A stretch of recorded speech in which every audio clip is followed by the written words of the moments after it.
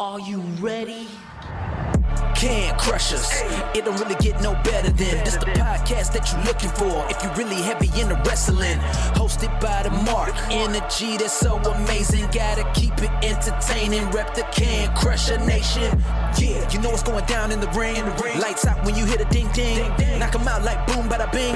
Hold it down, you can crown me the king. Got a shout out to the Miz and Duke the Dumpster. We choke slamming everybody. Power driving, hit them with a face buster. Yeah, this the show you need and it ain't no need for waiting. Mark, hold it down for the Can Crusher Nation. All about wrestling and keep it entertaining. Can Crushers Wrestling Podcast. Time to break them, let's go. Yeah, Can Crushers. Yeah, Can Crushers. Let's go. This is the Earthquake and the Pillar Steak and the leader of the Meat Pop Express, your boy BTBB, Big Trouble, Ben Bishop, the man who stands at 6'12" and weighs in at 15% of the metric ton, and you are listening to the Can Crushers Podcast. Hello. Oh my! Wow. You really are Shawn Michaeling it this week. What the hell? Welcome to Can Crushers Wrestling Podcast. That is the big cat, Sir Michael Jenks. I am Mark the Mark. Prior to recording, I told Jenks, I said not to be Shawn Michaels, but I don't know what the hell happened, but somebody stole my smile or something in the last 2 days. Boom. It's not good. Everything's catching up to you maybe, and you just need that break. I just think I need a nap. Yeah. I just need a nap, I think. It's one of those. I'll start off, because I usually say what. So, Monday I worked, Tuesday I worked, and we drove to Pittsburgh to go to the Tigers-Pirates game. They lost. The Tigers lost that one. Stayed out a little bit. That game was 2 hours and 1 minute long, by the way. Tuesday night was 2 hours, and it's a 4-1 game, 2 hours and 1 minute long. Unbelievable game. Yeah. We look up and we're like, holy shit, it's the ninth inning. What time is it? Oh my God, it's only 9:05. Whoop, you're out. Goodbye, go home. Thanks for coming. Yeah.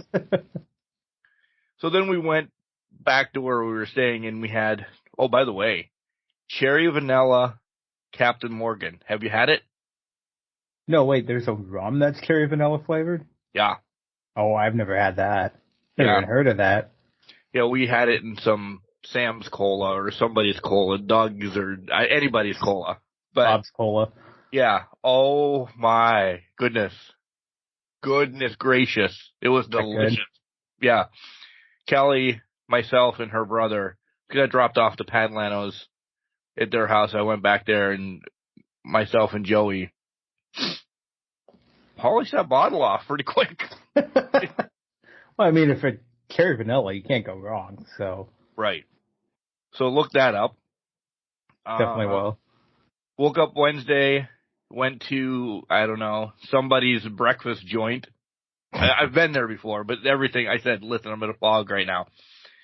Went to somebody's breakfast joint, ate probably one of the best country fried steaks I've ever had in my life.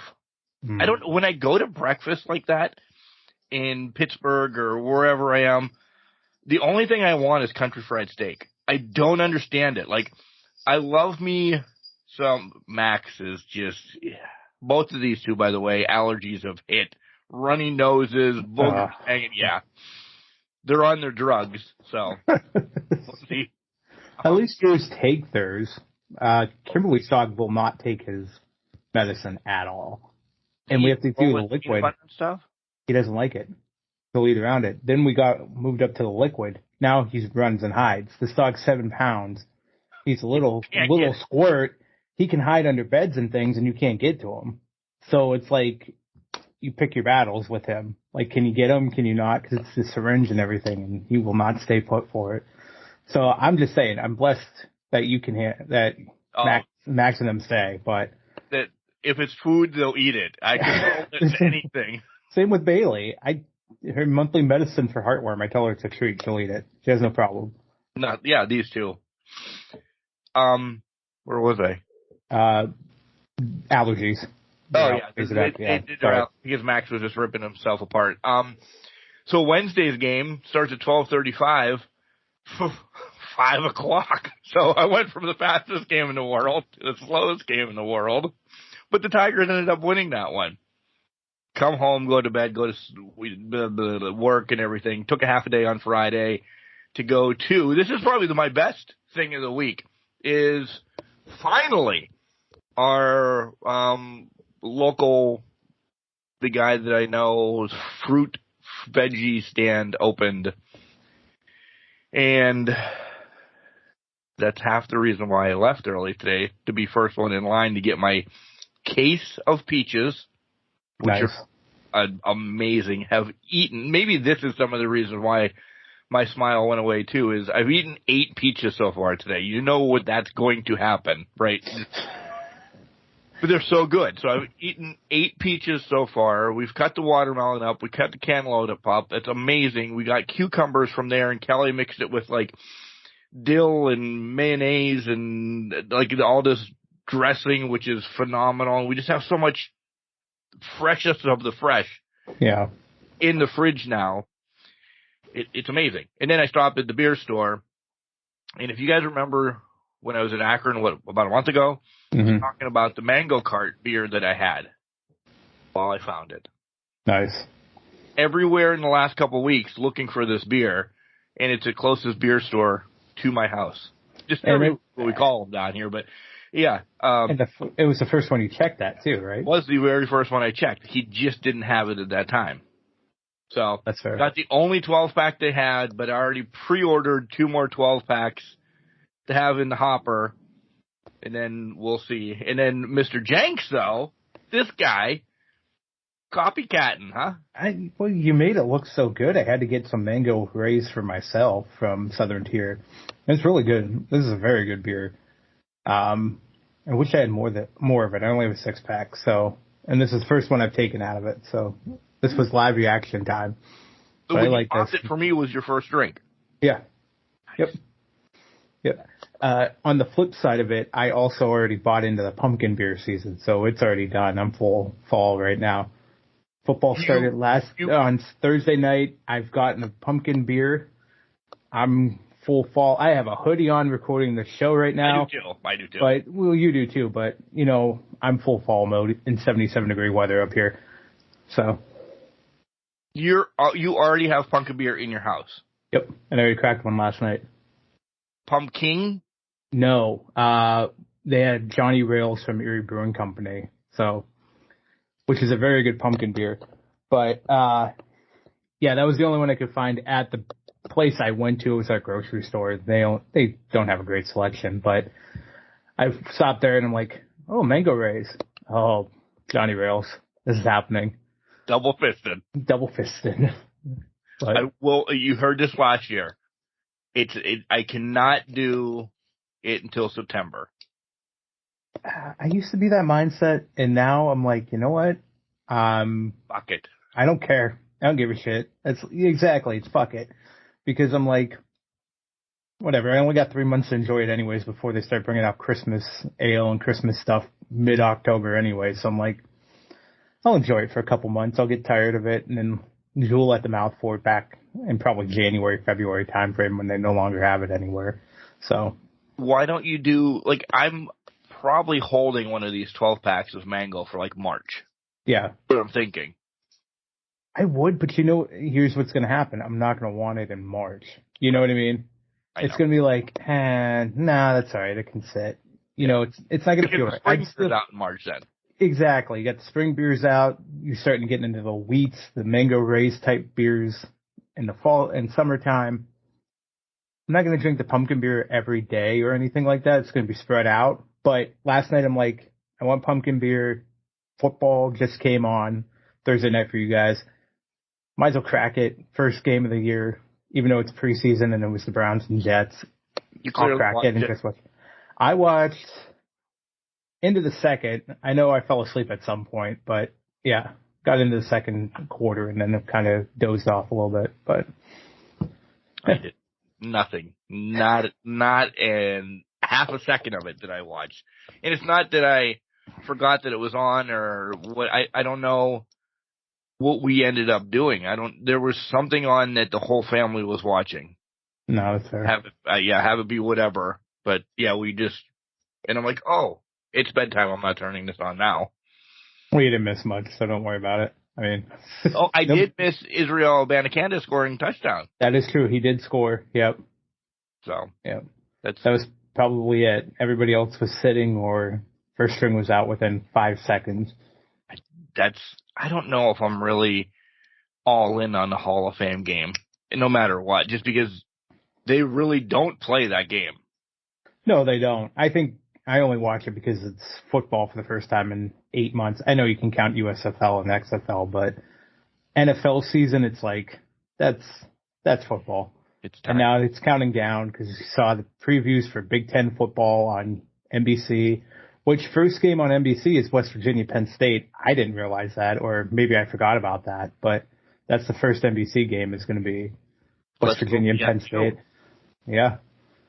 Not that. I'm sorry, West Virginia Pitt. It's West Virginia Pitt. I don't know why I said Penn State.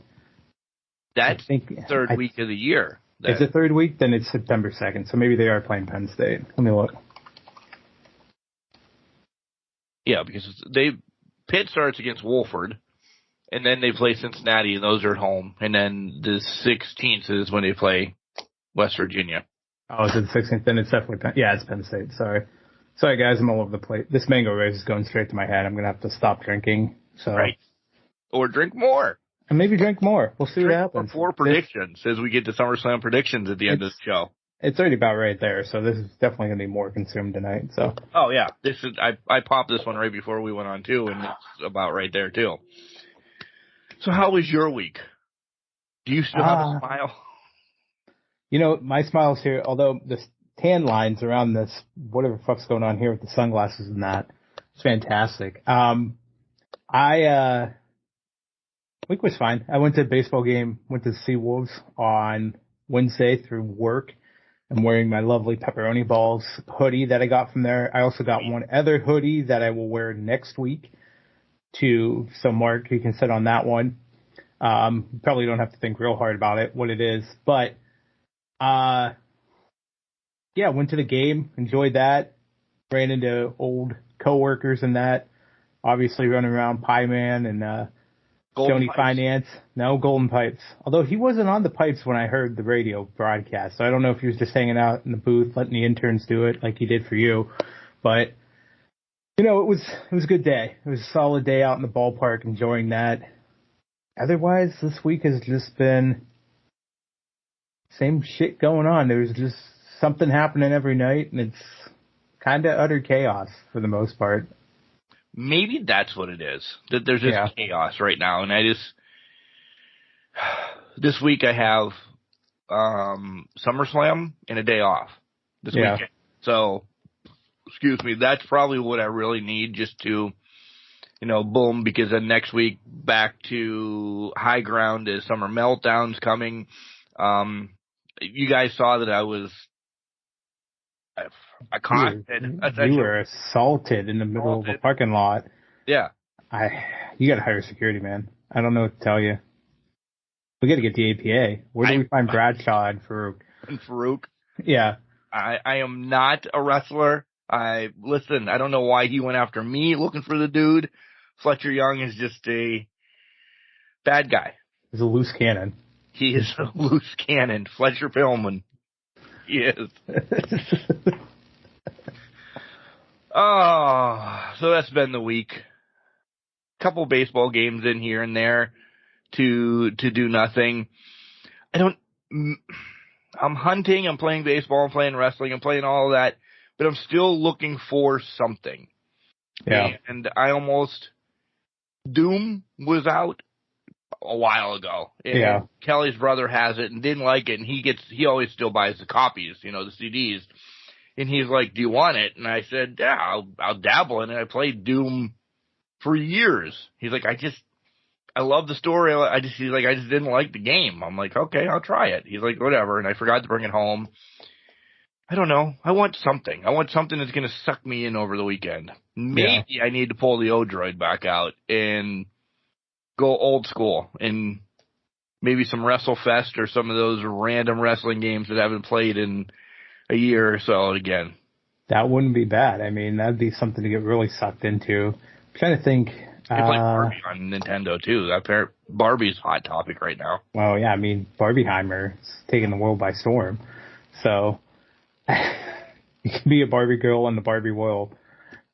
It's fantastic from what I heard. The movie? No, I was making a reference to the song. Yeah. About well, that's plastic, yeah. I was trying to think of the game. Do you have, for PlayStation, do you have the PS Plus or whatever the hell it is? Yeah. On PS4, they had Black Flag, Assassin's Creed. You'd be a pirate and all that. I mean, I don't know if you've ever played that, but that's where I was told that for years that I could get that because it's old now. Yeah, sink your teeth into that. I think you'll really like that. You're a pirate, you're navigating ships, you can eventually hunt whales, different things of that nature. You can hunt any type of animal once you get on islands and get enough weapons in that. So I think you could do it. I think you could pull into the Assassin's Creed. Give it a try, maybe. Hey, that was beautiful. Why don't you try it with some cherry vanilla Captain Morgan and you'll be good. Do you need to go to that store too, by the way? I do not, because we have enough liquor here to kill a moose or whatever, but it's been I'm drinking liquor with you and then I don't drink it again for the longest time. Right. So there's like half bottles all over the place. Not all over the place, just on top of the fridge. Or in the fridge, or in the freezer, or whatever. My mind is just... Oof. I was going to say something else about drinking, but I forgot. Yeah. I'll say this. For my mind, it's all over the place, but I've also been buying different things for the house, per se. And I officially have a dining room table and kind of an entryway table with a mirror. And I'm looking at it like... You're going to just tell everybody soon enough. Because I know. There's clearly... you don't need a dining room table for you. Hey, you know what? I am a big eater, and I like to put my spread out. So just spread it all out, be able to enjoy that. Yeah, exactly. Due time. We'll drop the crumbs as they are, but they're things are... pieces. We're laying it on. We're layering it on now, but yeah, it's... buying things for the house has been kind of like hitting you in the head, like, oh my God, okay, so we're doing this, we gotta do this, do that. So we'll see what happens. But side note, tomorrow, as you guys are listening, 5 a.m. the women play Sweden. So knockout game too, right? Oh yeah, it's done. See you. Bye. Winner goes home. Losers go home. So yeah, that was rough. Waking up Tuesday morning was probably the roughest. Wake up at 3:00 and watch a 0-0 tie, which advances USA, and telling the guys on the crew, we ain't leaving until this game is over. And we normally start at 5:00. It was 5:15 by the time it was nothing horrendous. Right. But they're like, you're serious? I'm like, you guys can leave and start. I will catch up to you somehow. I'll run and catch up with you. And I wasn't running. I was going to park a vehicle somewhere or whatever. But yeah, that was disappointing. They backed into the knockout round. I don't have high hopes, but maybe they just were getting to the knockout round before they show their hand.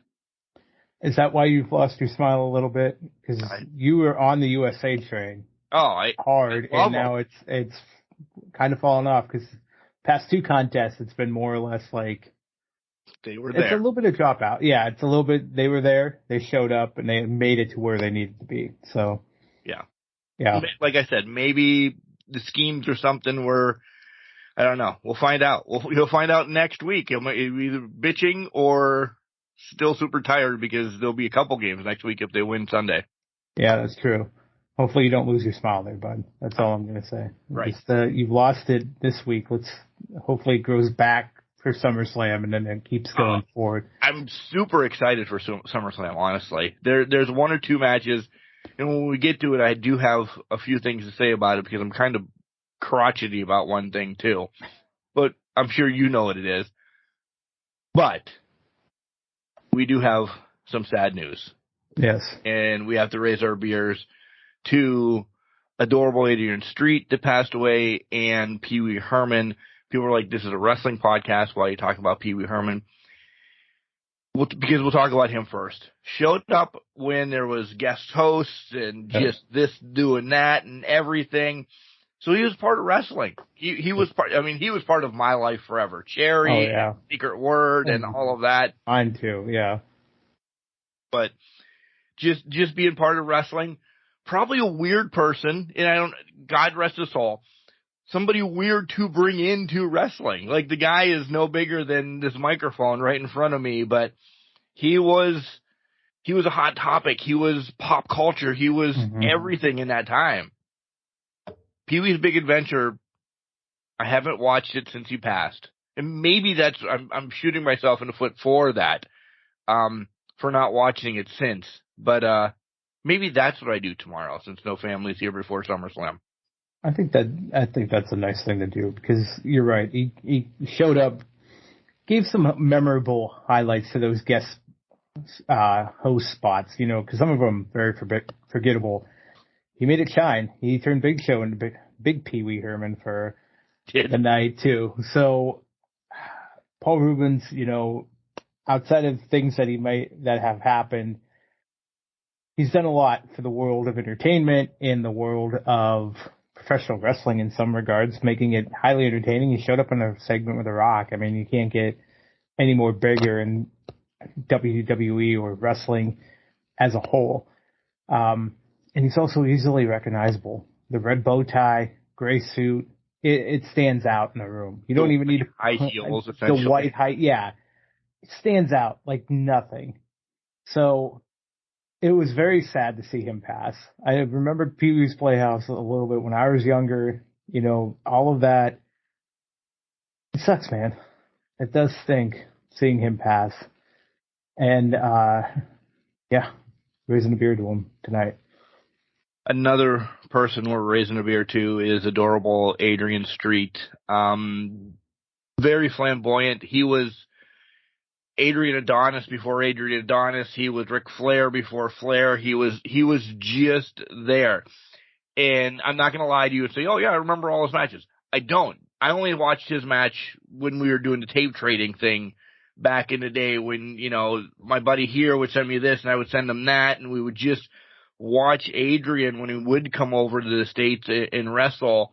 An all-time, and this is being said nice, bastard in the ring. Just a heel among heels and a couple championships. But of course, we always do this around this time, and we should probably do it more. And I say it every time like that.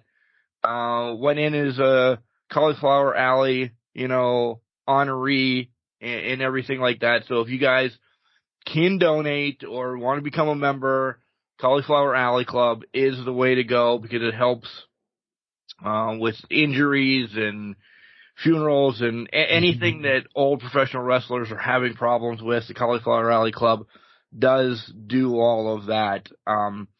But yeah, so maybe that, and I'm not just keep going back to me, maybe that just, I haven't given my dues this week to people that passed in professional wrestling, and it just needs to find time, and then I can snap back.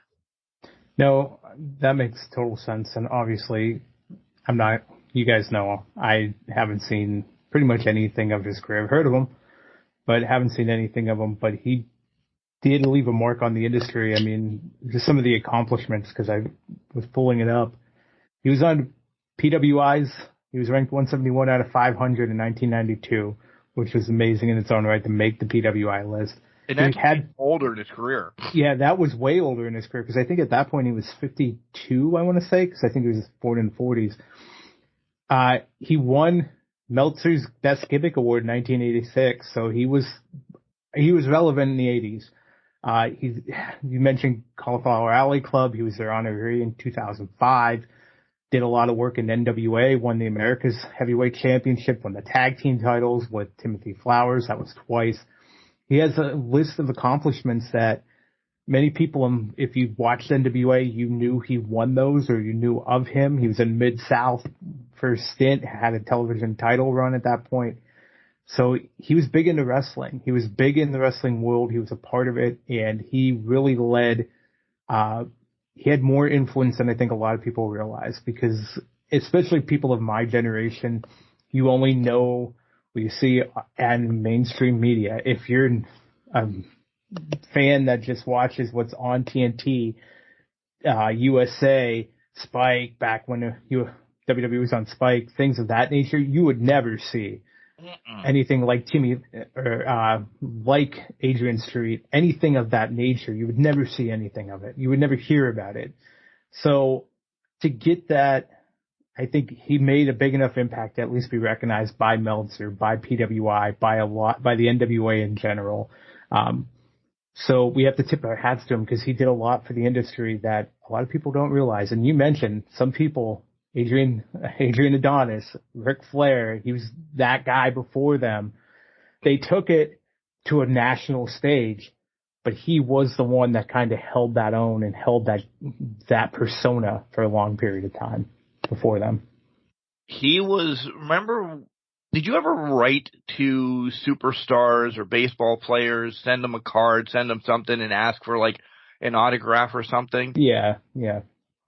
Again, I don't know how, because there was no internet back then, because I've had this, it's a 5x7 picture of him and his wife, Miss Linda, and it was when I was spelling my name Marc, so it's got to be like third, fourth grade. Yeah, I don't know. That was a phase? Oh, yeah. We're going to have to revisit that in a minute. Okay, go back. Okay. Go on with your story. Mark. It was never changed legally, by the way. It was just me. Rebel. Yeah. I found his address. I wrote to him and told him, hey, I to probably tape trade and watching your videos. He sent me an autograph 5x7 to Mark, Adrian Street, and Miss Linda signed it too. It's out in the hallway. Yeah, it's definitely it's out in the hallway. You can tell I'm sitting different. I was going to bring that up after our segment for Pee Wee and Adrian. Yeah. Let's raise the beers to Pee Wee Herman and adorable Adrian Street. Rest easy, guys. It's real easy. Okay, so throw me under the bus. I don't know which one you want to start with. I'm not throwing you under the bus. I noticed right off the bat, I'm like, this is different corner, different pictures. Obviously, this is the Divas corner, the women's wrestling corner, if you will. And there's no window behind you. So what changed? Why did we swap corners of the room here? I haven't changed it back and I think probably when we do a spotlight or something, like I don't like the window. Like I give you the window, or I would give like another co-host the window back into time or something like that. Yeah. But when we're Zooming or Skyping or something with somebody else, I want them to not see randos walking by and all of that. So switched everything around because we did the final Heidi Lee Morgan this past week, and essentially having it set up for a Monday night for me and you, and we do somebody rather big as well. So yeah, just to keep it real, so it looks like it's a real studio. I mean, for me, I have nothing behind me, guys, when we're recording. So, but for me, I get that. I also like looking out the window. I'd rather have my back towards a wall type thing. I don't know. It's a weird thing I've always had, is I always like my eyes on the door and on the window. Maybe I'm paranoid, maybe not. I don't know. But that's kind of how I always like to sit. So I have to have the back like against my wife then. When we went out to eat, she's like, I need to look at the door, see who's coming in. All right. Cool. It could be a people watching thing. I don't know, because So you're nosy. Well, I've been nosy, yeah, I guess. I mean, got to see what's going on. When you grow up in the neighborhood, hood. I'm not saying it was the hood, but you heard a siren, everybody in the neighborhood would be out on the porch or on the sidewalk looking, and there could be cop cars at the end of the block, and we're all just standing there like, well, what do you think they did? Like, we're nosy. We were nosy neighbors. It's how we grew up. So my eyes is keeping eyes on everything, kind of just making sure things are kosher, I guess, in the hood. When I switch it back around, then I'll make sure I open the window so you can see if anybody's walking by. You're like, hey, somebody's coming. No, that's no fun. I got full attention on you. So, that's, okay. I'm just be full attention on you. That's all it is. Yeah. All right. Yeah. So that's why I just haven't changed it back from earlier this week. Fair enough. That's fair. The other one, do you want to bring up? I don't know what the other one you're talking. Oh yeah. Let's go back to this. Why was there a phase where you started spelling your name with a C? I don't know. No, there's a lot of people that do. I don't have anything against it, but I'm trying to figure. I've never realized you had the C mentality in you in the past. I was hip. I was cool. I was gonna dabble with just a Q for a while too. This is all. That's a little way too much there. Yeah. Well, you know why the Q? I can tell you why the Q for Batum. Why? Marquise Grissom. Oh, okay. Fair enough. Yeah, the center fielder for the Expos. I mean, if your name is Marquise, that makes sense, but you have not Marquise, so I don't know why you would go Q.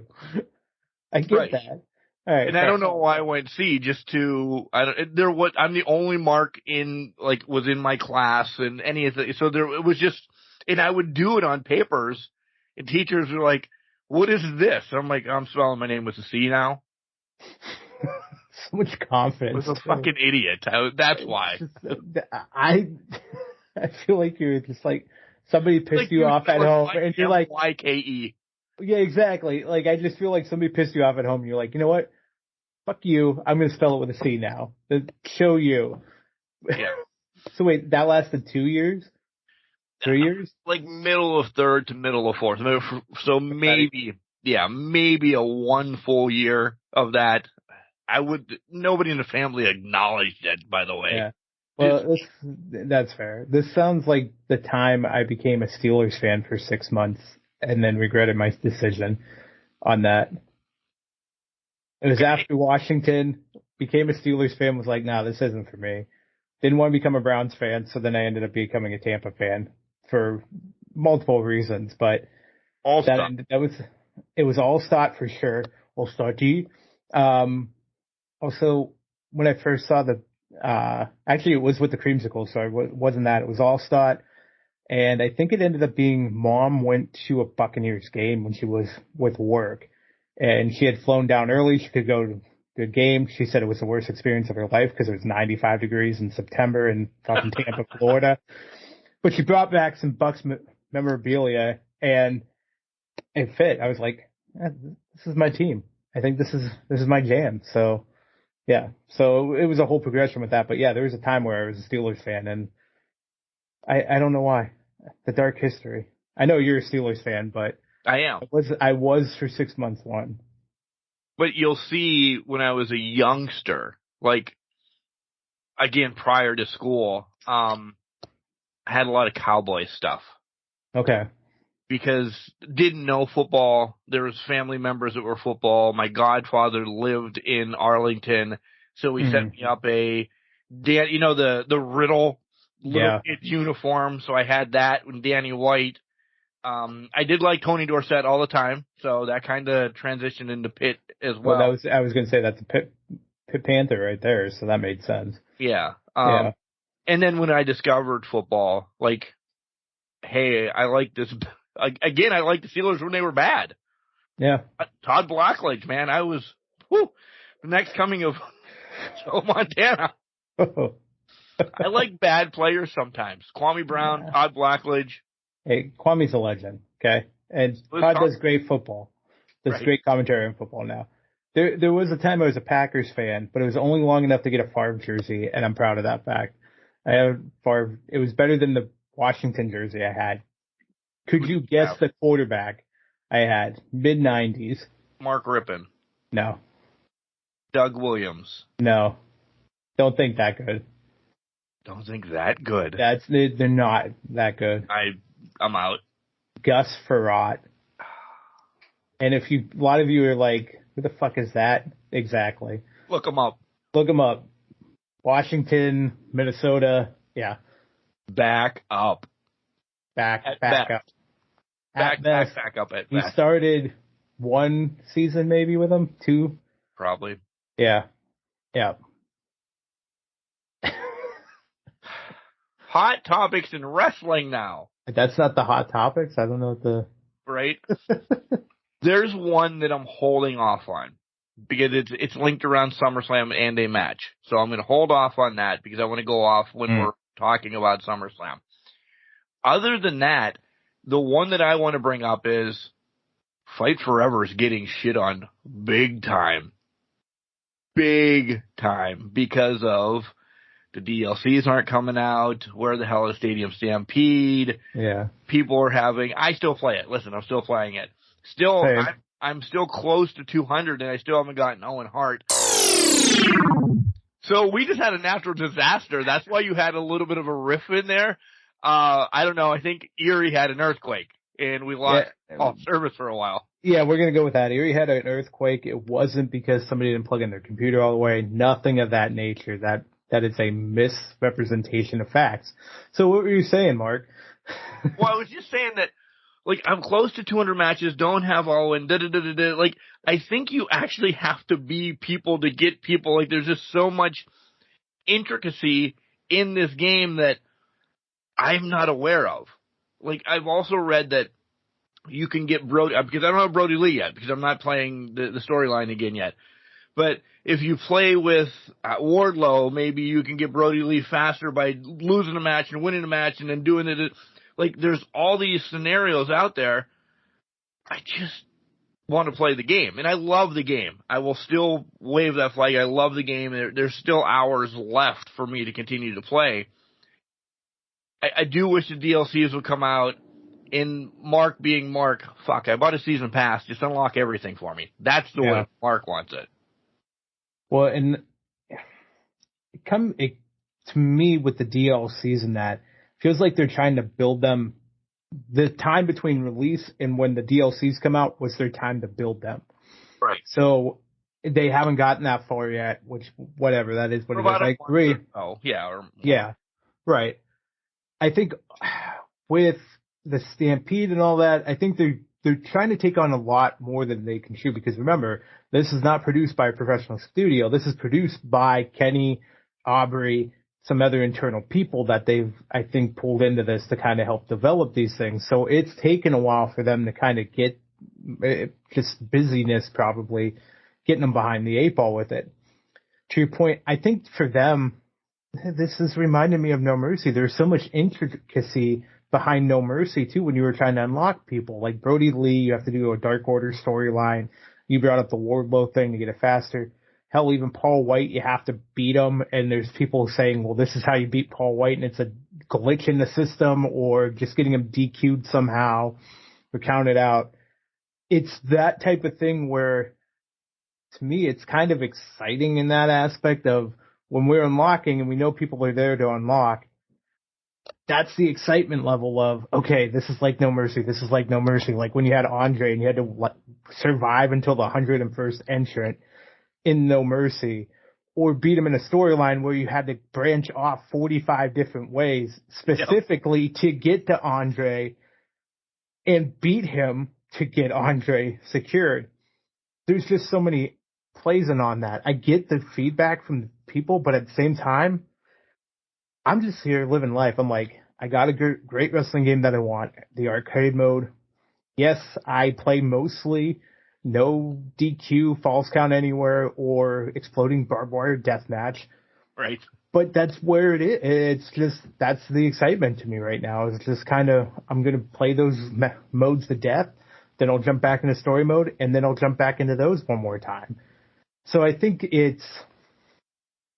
people become impatient with modern games and modern schedules like WWE. They have a set team behind them. 3 weeks, boom. 3 weeks, boom. 3 weeks, boom. They probably have all these models built out. Let's be honest, WWE in that aspect, everything's built out. They're just releasing it to get more money out of you. These are what microtransactions have become in the industry. Yep. And yeah, Fight Forever has Ukes and THQ and all that, but I'm sure they're taking their time building the models, crafting the models, then releasing.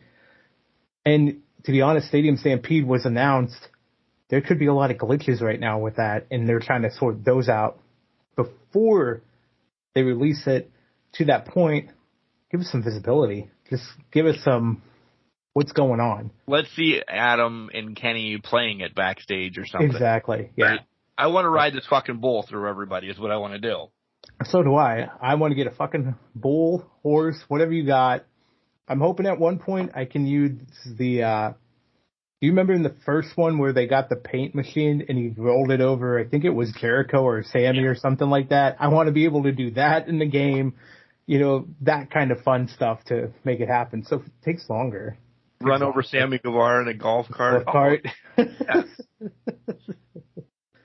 So that's the only thing I really have in hot takes. Do you have anything that you wanted to bring up?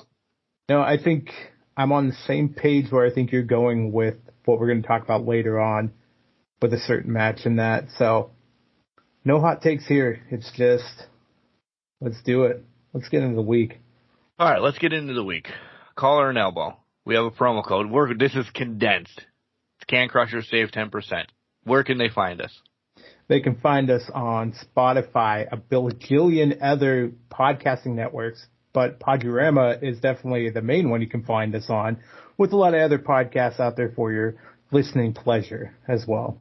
Podurama right now is, if you sign up for the lifetime membership, you get 50% off, which is really cool. It syncs between phones, Androids, iPhones, desktops, laptops, your mom's old FM radio. It syncs everything. Death Star, yeah. Death Star, yeah. Wherever you're listening and you pause and you turn it back on there, it'll pick it right back up instead of having to buffer it ahead or behind or listening to us twice. But so check them out. And socials, we are on the Facebook, the Instagram, the X, which sounds dirty, and the Threads. Well, the logo's not helping either. Let's be honest. This Times New Roman X with the line through it is not working for him. No. How long do you think it's going to be X? Probably until it dies, which I give maybe 6 months. Yeah, I think it's slowly just... It's a slow death. I think his whole goal was to tank it at this point, but yeah, that's a hot take. There's your hot take. Or send us an email if you'd like to be on the show, like any of our guests over the last 5 years, as we're rolling closer to episode number 500 here on Can Crushers.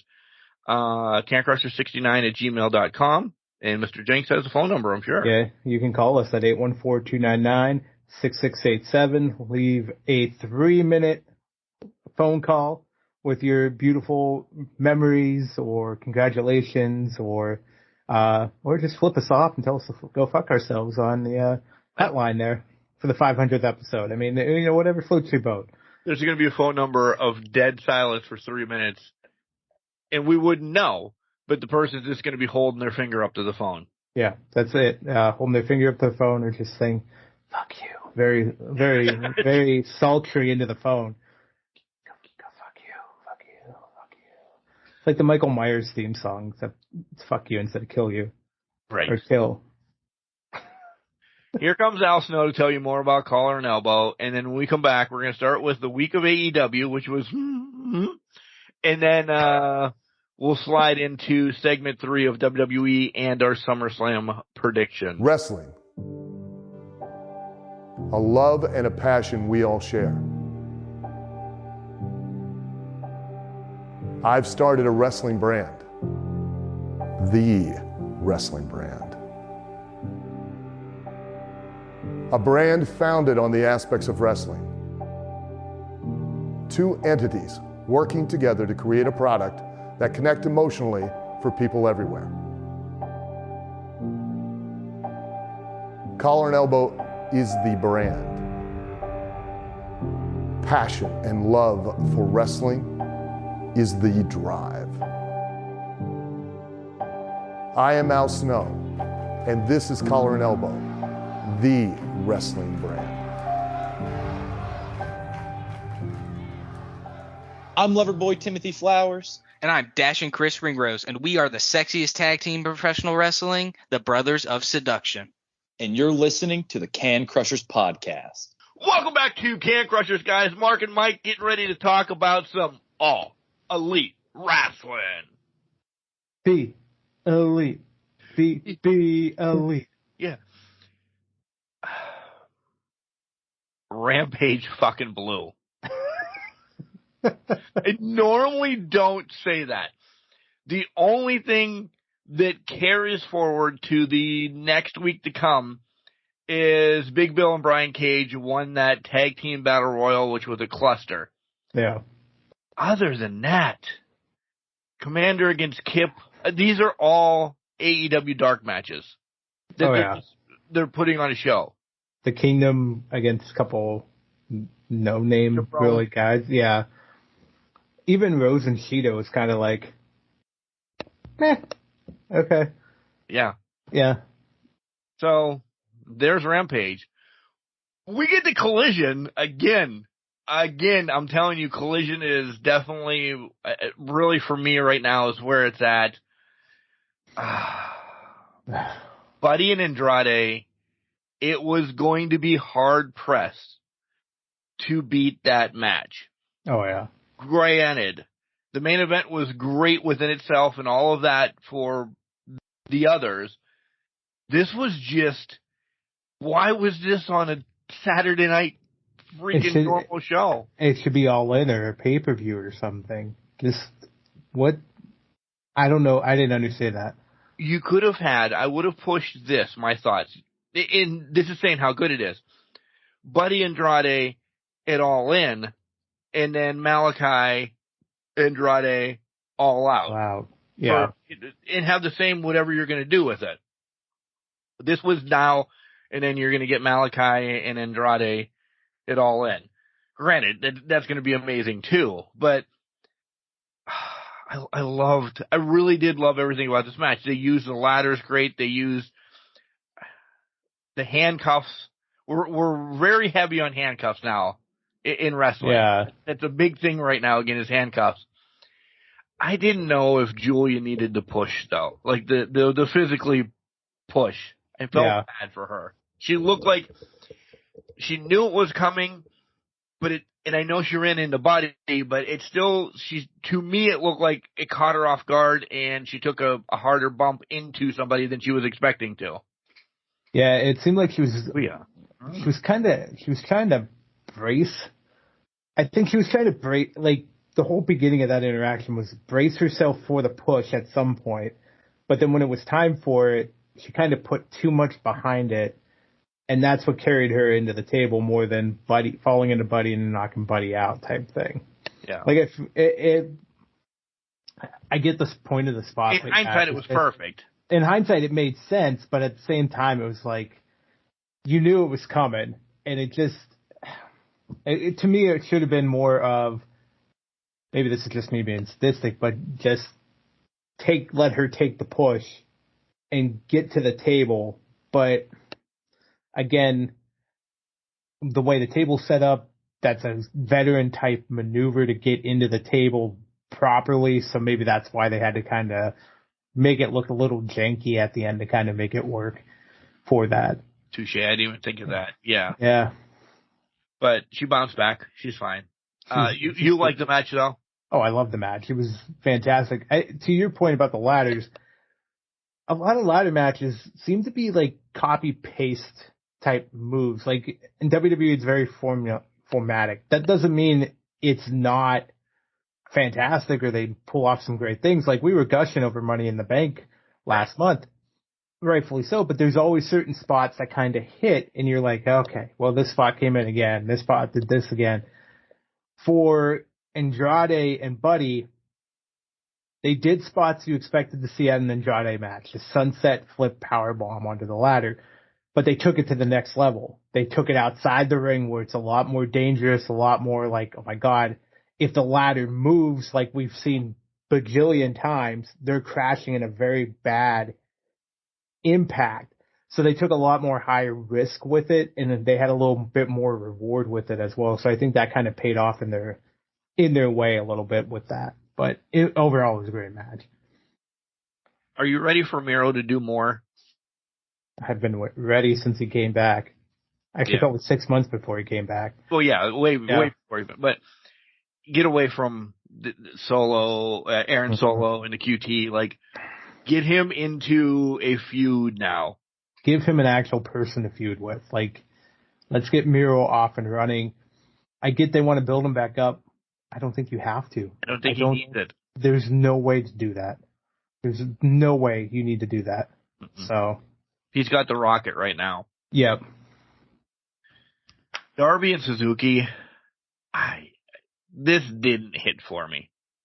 This is the one, besides another person coming up, but this just didn't hit for me. Like, this was all to get to Wayne here in the near future. Yeah. No, that's exactly what it was. And I love that it was unannounced, but at the same time, it was not good. It was your typical Suzuki match. It just didn't execute for me, and I think it's because the kind of fluky ass pin that was kind of ended it a little bit. We've seen those done before, but it didn't look crisp whatsoever. It didn't look crisp at all. I love that Suzuki was flipping out about it. That's perfect. That was fine. But it just didn't seem like a convincing win for somebody that you're now pushing towards not only the Nick Wayne Swerve stuff, but also you got to do the TNT title stuff that he won with the Royal Rampage and Christian Cage and Luchasaurus and all that jazz and that, which he's not going to win because they're going to fucking cost him. We're not there yet, and they're going to cost him. He's going to get cost the title from Swerve or some shit like that. So it just didn't hit right. It just didn't hit on all cylinders.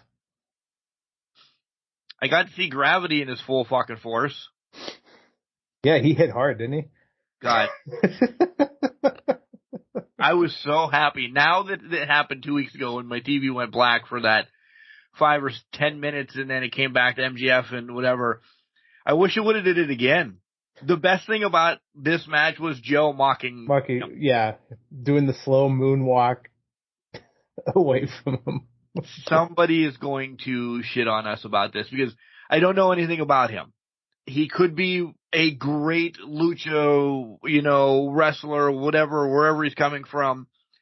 The gimmick is as bad as Outback Jack, Bastion Booger, Repo Man. It's on Max Moon level right now. I mean, really that's what's reminding me is Max Moon without the flares, basically, in the gimmick attire. But we've done it for comedic jokes right now. I think he had actually one match, which I think it was Commander, and I think he won that match against Commander.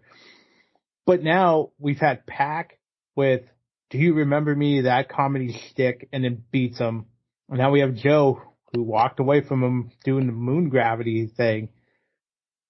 It just feels like he's there to be the brunt of the joke. Like, who can we put him with next week to make fun of him next? Yeah. We find out what's in the bag.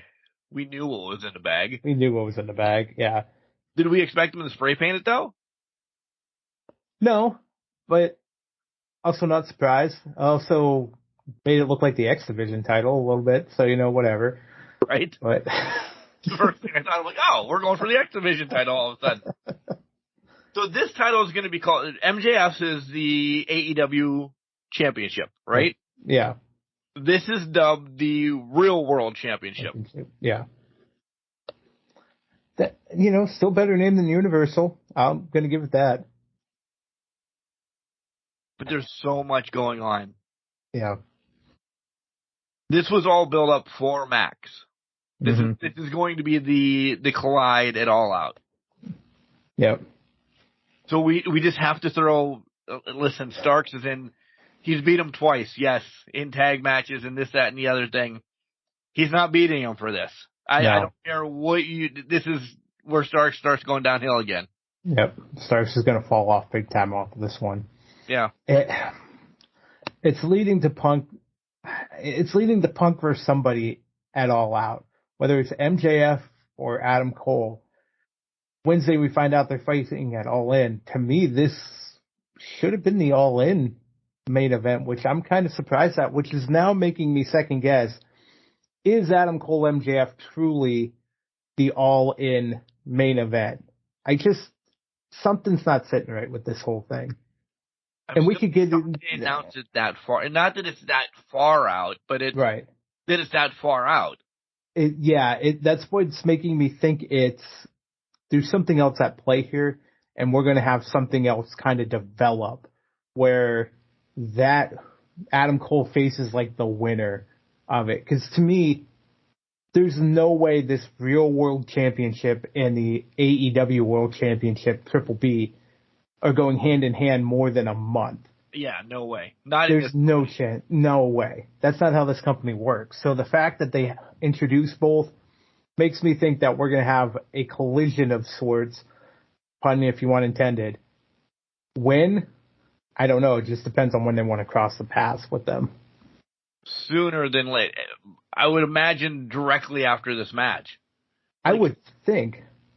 Steamboat's, I don't know if Steamboat's a one-off too. Like, you're bringing Ricky Steamboat in, no disrespect to Starks. You're bringing Ricky Steamboat in for a Punk Starks match? Yeah. That doesn't seem to apply. There needs to be something else coming out of this. Yeah. And maybe we don't see it. Maybe it's things develop where it ends up being Punk versus Cole and we get a turn there. I don't know. The writing can be there, but things just aren't lining up for me. I know we jumped, but I mean, it's just not lining up right. They're not lining up yet for me for back-to-back pay-per-views. Like, yeah. I don't know. But we have weeks yet, though. We have weeks. The Bullet Club against Martin Andrade, Action Andrade, and then Vikingo. There was hot spots in Collision, and then there was so far two just frigid. Yeah. And Joe grabbed was one, and the Bullet Club against these three, there was spots. But did you think at any point the newest trios team out there was going to lose? No, absolutely not. Why? What would make you think that was going to happen? Especially to what has turned into essentially the thrown together teams of anything with Vikingo to get Vikingo on TV. On TV. That's all it is. He's got his 90-day pass. Force feed him for 90 days, and then we won't see him again for a while. Exactly. We got to stuff him down your throat for 90 days, so let's throw him with Martin and Andretti. That's a high-flying combo. Let's throw him with Commander, which we'll get to in AEW Dynamite. At least they had matching clothes that time. But, it's like different things like that. Let's just get him on TV and that's it. Wasn't anything special, but it was something different. We get Kiera Hogan and my cousin, my returning cousin from injury, this, that, and the other, Mercedes Martinez. I think she needs to be a player, essentially. Kiera, I think, had some bad booking with a baddie issue. She wasn't a baddie. She was a baddie. Next week she was a baddie. I think if anybody needs a little bit of help getting back over, it's going to be Kiera. Mercedes has that already. Like, she's a badass bitch. She's a punisher. She's a this. She's a that. She's street cred. Why can't she get into that picture of, and we'll get to this in the world title of at that point Toni Storm or fighting Britt or even Rosa when she had the title. She's not been there. Yeah, and she had the ROH world title as well, which that should elevate you to that status to be in that main event picture of sorts. But it just seems like they just cut all momentum after she lost it to Athena. Excuse me, and we haven't heard from her essentially. Like, we didn't know what we were going to get with Mercedes, and I think they just kind of cut her off at the knees, more or less, which they do with powerful people within the company. Big men or dominant women, they tend to cut them off at the knees and say, okay, you're built up for a few weeks. let's slash you back down and see you bye. Which, no offense to your cousin, but it's probably going to happen here next Saturday night with Statlander. With that how that all turned out with that. I do want to, before we get to the main event, there's a lot out there. Yeah, there's a lot of clown shows out there too. Clown shoes. She's walking around in them right now. There's a lot out there about Jade. What are your thoughts? Because she was going to take a break and then come back, and now what's being reported from the others, because we don't report anything, we just talk about it, she's done. She says, walked away. I had my fun. Peace out. That's a big loss, honestly. That is a big loss because we thought that she was being built up to be that strength, that power game of the women's division, that dominant champion going forward. I mean, I'm pretty sure Tony Khan had that streak go as long as he did because he thought she would be a main event player in the division. Now, it could be all smoke and mirrors, right? I mean, I would think we would get one more match between her and Stat just for Stat to get the clean victory over her and not one after the tie match and all of that stuff. But to that point, maybe that was how they wanted to do it so that Jade can go off into the sunset, do whatever she wants. But if she decides to come back, that power streak is kind of still there. It's still intact. It still feels superhuman, even if she doesn't come back. It's still one of those superhuman feats that she had during her reign. Is she somebody, if she never comes back, we'll continue to talk about in 5-10 years? Probably not until they put her. And then again, this projecting AEW is going to be around to have this. Right. They're going to put her in a Hall of Fame of sorts, obviously. So to me, I don't think we talk about it that much. They might bring it up and force it into conversations about the TBS title, but we're not going to. You, me, Bubba Ray, Bully Ray, all of those guys, we're not going to bring it up in the next 5 to 10 years because that wasn't memorable. That streak accumulated bodies versus being memorable matches. Right. And that was the whole intention of that streak.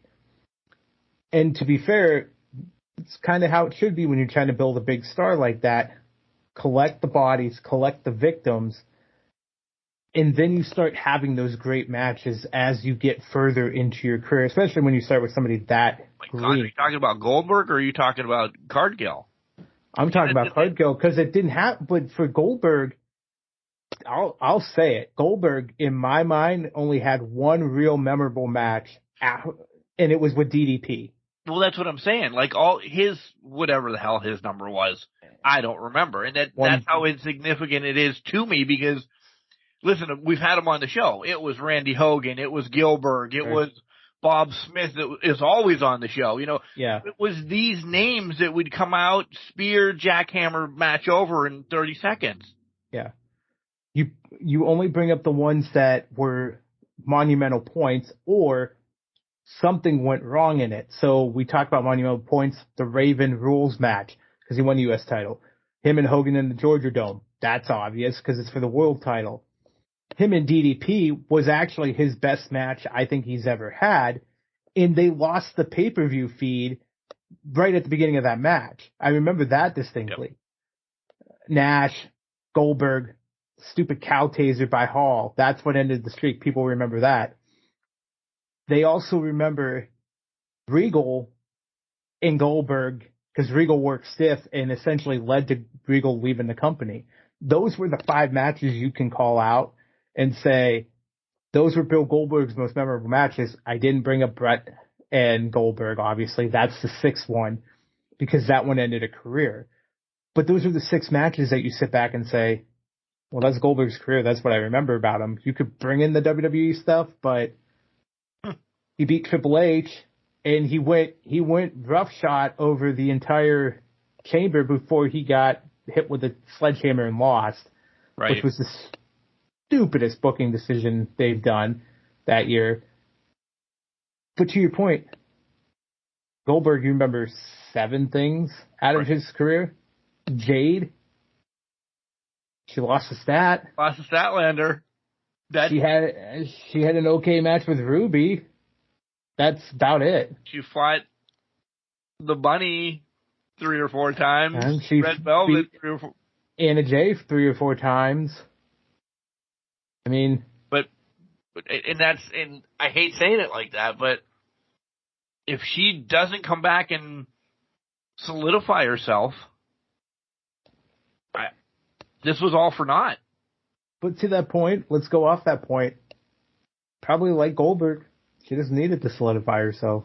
Right. She did what she did. That was her reign. She accomplished everything she wanted to.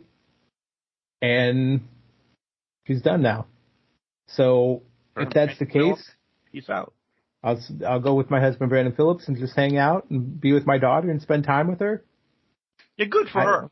Very good for her. And I'm not shaming her or slamming her, but it was just a question that I thought about once I was reading all this all week. I'm like, I don't know if we're going to remember her in a couple years, 5 years. We may not. And good for her because she had the career she wanted to have, and that's how it should be. Yeah. You have the careers that you want to have and do what you want to do. And if you do that and you accomplish that, magnificent. Kudos. Main event time on Collision, FTR against Adam Cole and MJF, baby, and they could have just literally square danced in this match, and the crowd loved and I did too. Oh yeah. This, I said another fucking great match from FTR. They are carrying Collision. Oh, 100%. You get 100%. Punk's million, and listen, I'm a Punk fan. I'm not shitting on him. You get him on TV all the time, which people like because it's controversy. It's him, that, and the other thing. Okay. But when it comes down to wrestling and stealing the show, FTR is like, hey, we'll do it yet another 3rd week in a row with these guys. And that's it's going to happen coming up with Big Bill and freaking Brian Cage tonight. When you're listening to this, I think I'm going to say it. I'm hoping we come back here next week, and that's an IE Crow. I think that's going to be a phenomenal match more than we think it is. Okay. And watch IE Crow, and it'll be the stiff-ass workshop that was just horrific, but I think it could work. I mean, FTR does have experience with Big Bill in Stanford, and Brian Cage, it's pretty good. We haven't seen it, but he's pretty damn good. We haven't seen it lately, but he's pretty damn good. So the potential's there. Big Bill has gotten better in the ring. So I think it's... His name's just, oh no, Big Bill. Big Bill, oh no, Big Bill. Still better than Big Ass. Let's take that. Oh no. I've been waiting all week for that, by the way. By the way, Kelly's brother his dog has one of those toys. A Bill toy from Saturday Night Live. Serious? Every time it does it, oh no! It's like he's falling off a cliff, and it lasts for like for a dog toy, like 5 seconds is a long time. Oh yeah. Oh no! You hear it in the middle of the night. It just happened to step on it the wrong. It's fucking hilarious. I want to find one for these two, but.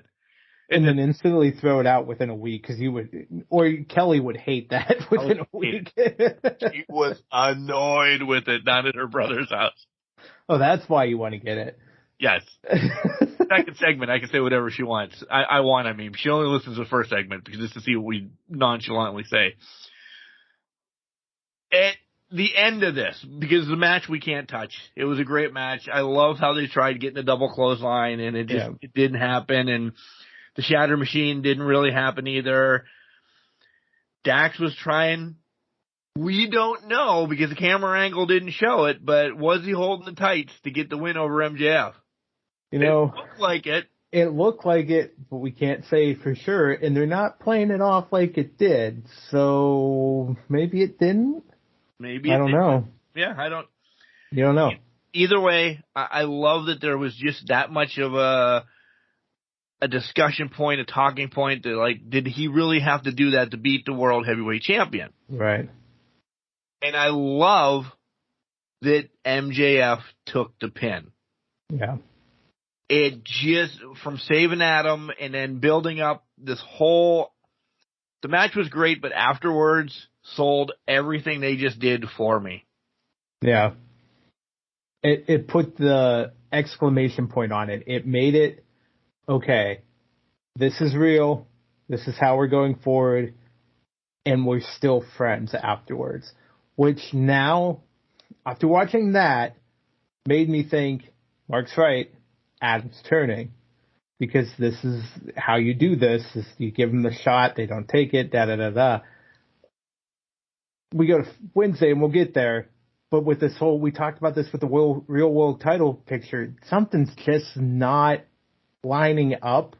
Right. And I don't know if it's a distrust of just MJF still or not. But it just doesn't seem, something doesn't smell right with the turn. It's not even, we know the turn's coming by someone. Right. How we get there or where things prior to All In. Well, I don't even know if it's prior to All In at this point, because I was kind of alluding to this. I'm starting to think we get MJF Punk at All In. I know they said they signed the contract for All In. Cole becomes the second guy who faces whoever it is that comes out of All In with the title. Cole's that guy that faces them at All Out. Wild theory, I'm not saying this is my prediction. Starting to think Punk wins All In, becomes the world champion, faces Cole, and MJF turns on Cole at All Out. That's a scenario that's been playing out in my head a little bit. Because we now extend the rivalry, we pull in both of them. Cole still gets his title shot, but it's not necessarily against MJF, and MJF's disappointed he lost the Punk in London, and he's pissed off Cole's got the title shot next and not him. He doesn't get the redemption arc there, and it's a shell game. Something's not right with this whole Cole versus MJF at All In, and I'm not saying it's not that they don't deserve the main event spot, because I think they do. There's just another piece that doesn't seem to be piecing here, and it's Punk with this. I don't know, that's just kind of where my head kind of goes sometimes. We're going to go to Dynamite 200 now, by the way. Congratulations, 200 shows, that's awesome. Awesome. We're close to 500 though, just to let you know. But you gotta catch up. The weekly episodic shows, we're going to continuously... We're 300 above you. We're 300 above them. They're slacking tremendously behind. Let's go right to the MJF thing. I love that he's not scared anymore. He's still a dick.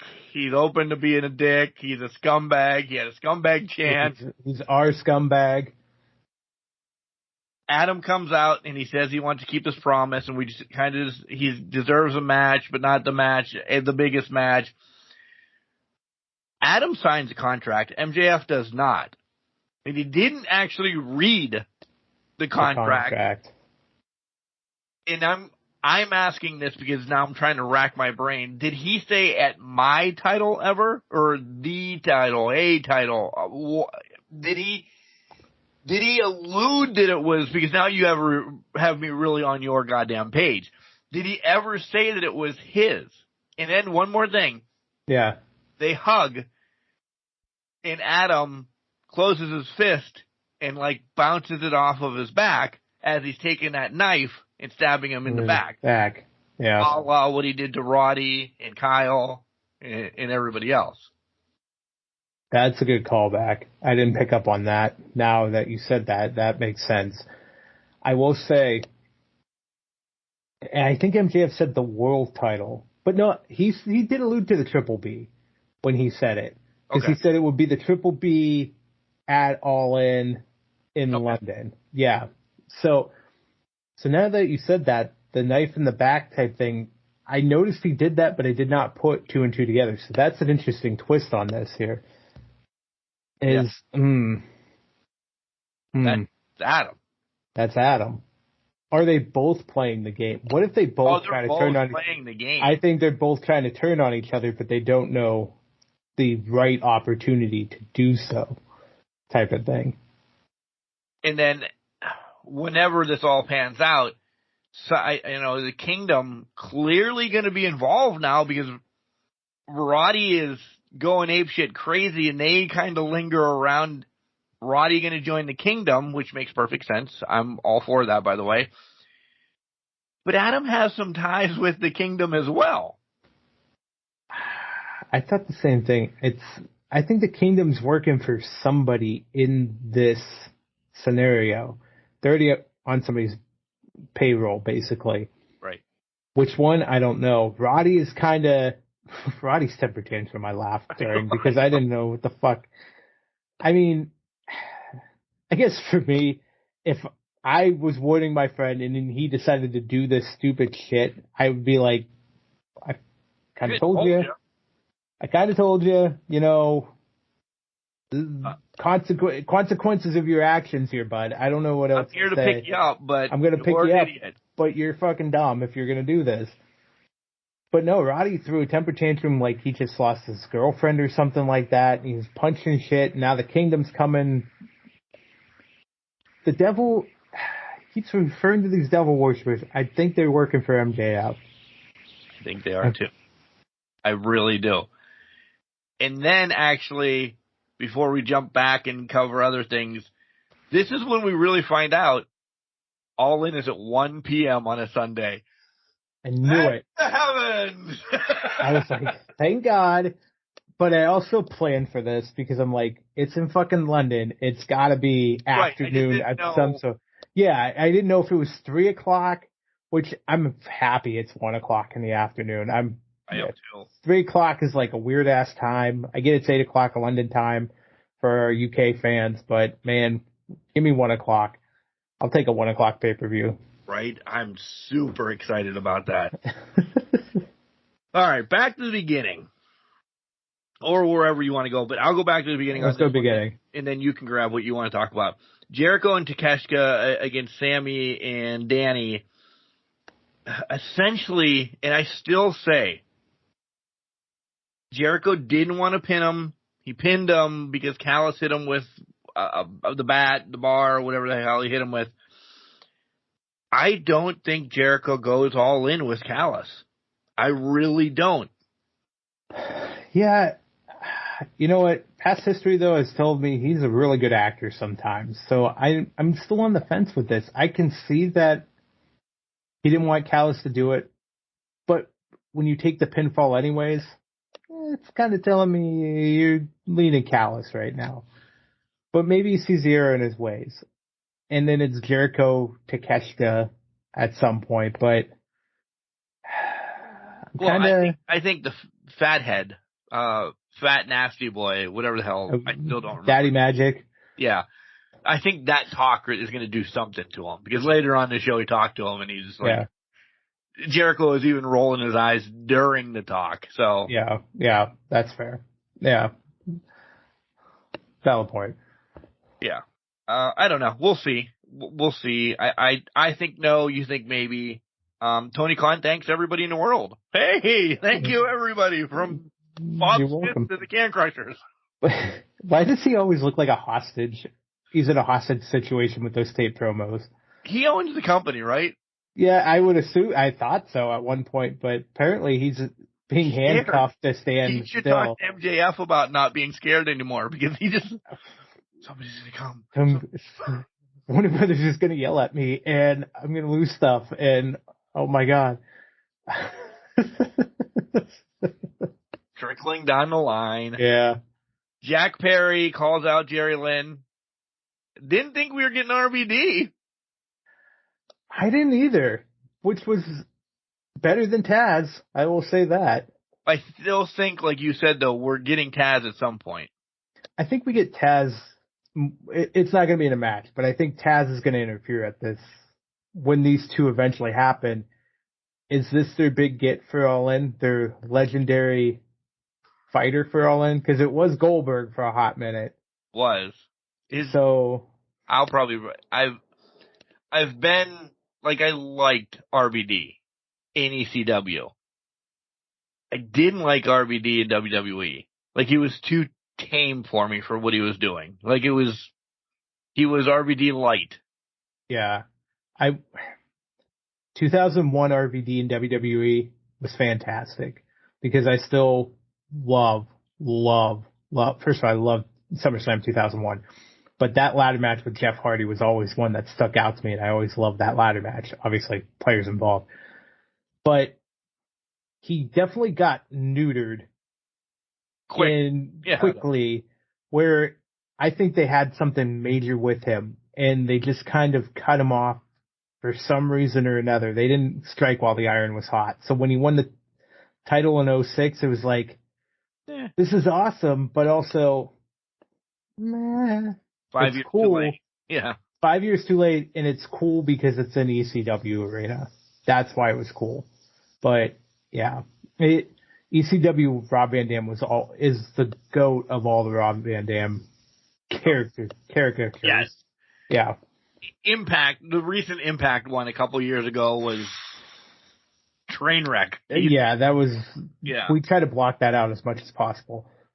I do like that he came out to old school ECW theme. Yeah. That kind of pop that. By the way, Tony's paying money for all these songs, and he doesn't care. He doesn't. He can pay it. You know what? If his hostage negotiation fees go towards these songs, pay him all the time. Pay him all the time. We'll take the hostage promos every time. I was impressed with the Trent, Penta, and Mox match. I really was. It was fun. It was a train wreck. It was maybe what I needed right then and there to kind of break up some of the monotony. I was like, all right, I like this. It was a clusterfuck, but it was enough of a clusterfuck that was thrown together. And I'm like, okay. Again, this is still to get Mox against Orange. People are killing themselves to get Mox to Orange. That's it. It's gonna. Well, exactly. And when that happens, fan-fucking-tastic. Like, when you guys listen to this, you've probably already seen it. I'm actually excited for a Rampage because of the parking lot brawl with Best Friends and Mox and Claudio, because I think that's going to be fucking phenomenal. Hopefully Sue's there. You know, let's get Beretta's mom in there. But is it just the two? See, I put it that all three of them were in it. When they said it, I thought it was only the two. So I thought it was only Trent and Chuck, Best Friends versus Mox and Claudio. But to that point, Mark, we're probably going to see Orange. We'll probably see Yuta. We'll probably see everybody under the sun. Essentially, one that we're not going to see. Yeah. But and I hope it lives up to Best Friends and Pride Santana Power. Ortiz. Santana Ortiz. I think with the players involved, it damn well should, because if not, that's travesty. Because whether you like Best Friends or not, they're a talented group of individuals. Sometimes their matches just don't hit, but they are very talented and can deliver when the time calls for it. But this is their match. This is their type of match, and I'm going to go back to the triple threat. This did it for me too. I really loved a lot of things that happened in this match. It kind of was that nice little spark in the week of Rampage in Dynamite that just was like, hell yeah, this is what I need. This is what I want. And Mox taking a fucking suplex bump, right? Through some tables. Yeah. Well, Trent was bleeding 30 seconds into the match. Yeah, I was trying to figure out what the hell happened, how Trent started bleeding. I could not tell you what happened. I can't either. But his head was just gushing. Yeah, and it was like they turned the camera away, and you guys are going to be like, oh yeah, they blade. I don't think he was blading. I think he just got caught by an errant shot, and he just started bleeding, because I don't think that was meant to happen at all. No, because it was kind of top of head. And yeah, it was like up here and above the forehead. Yeah, right. Listen. Listen.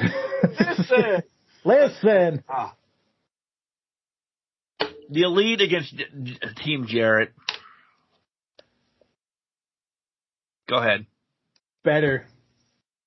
I enjoyed this match. Now,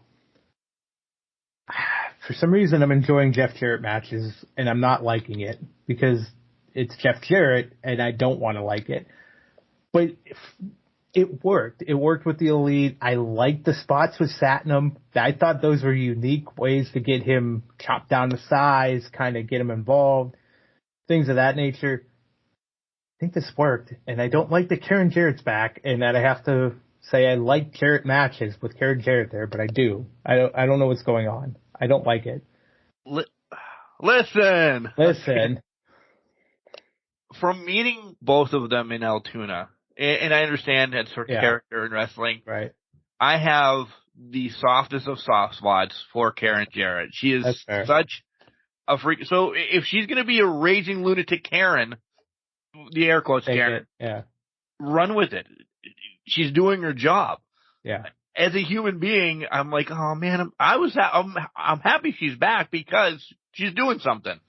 I've always been a Jarrett fan, even before he signed this, because I had to buy it because I liked him before he signed it. Right. This is it though. Like, they're not going to do anything else with these guys. Like, next week we're going to see Jarrett against Bob Smith again. And I know they had a little bit of a run with the Acclaimed and they did some stuff. Why can't this thing get hate? Why can't Jarrett himself be solo maybe for a TNT championship run? No, he doesn't need it. People are going to shit on me that, you're part of another ex-WWE person in there. He has just done so much for wrestling. Why can't he just have... Listen, the TNT title was changing hands every other week. Why can't he have that for a hot second again? Just give him a title that says, all right, because right now, yes, he's in AEW. He's been doing stuff in AEW. But in the scheme of things, in those 20 years, are we going to remember that Jeff Jarrett was in AEW as of right now? If he at least gets one title, I think, and again, I'm going to say the TNT title, or this, I don't even want to say the six-man or trios championship, because as much as I love what the House of Black, that whole title kind of effed up after the scrum. That lost power.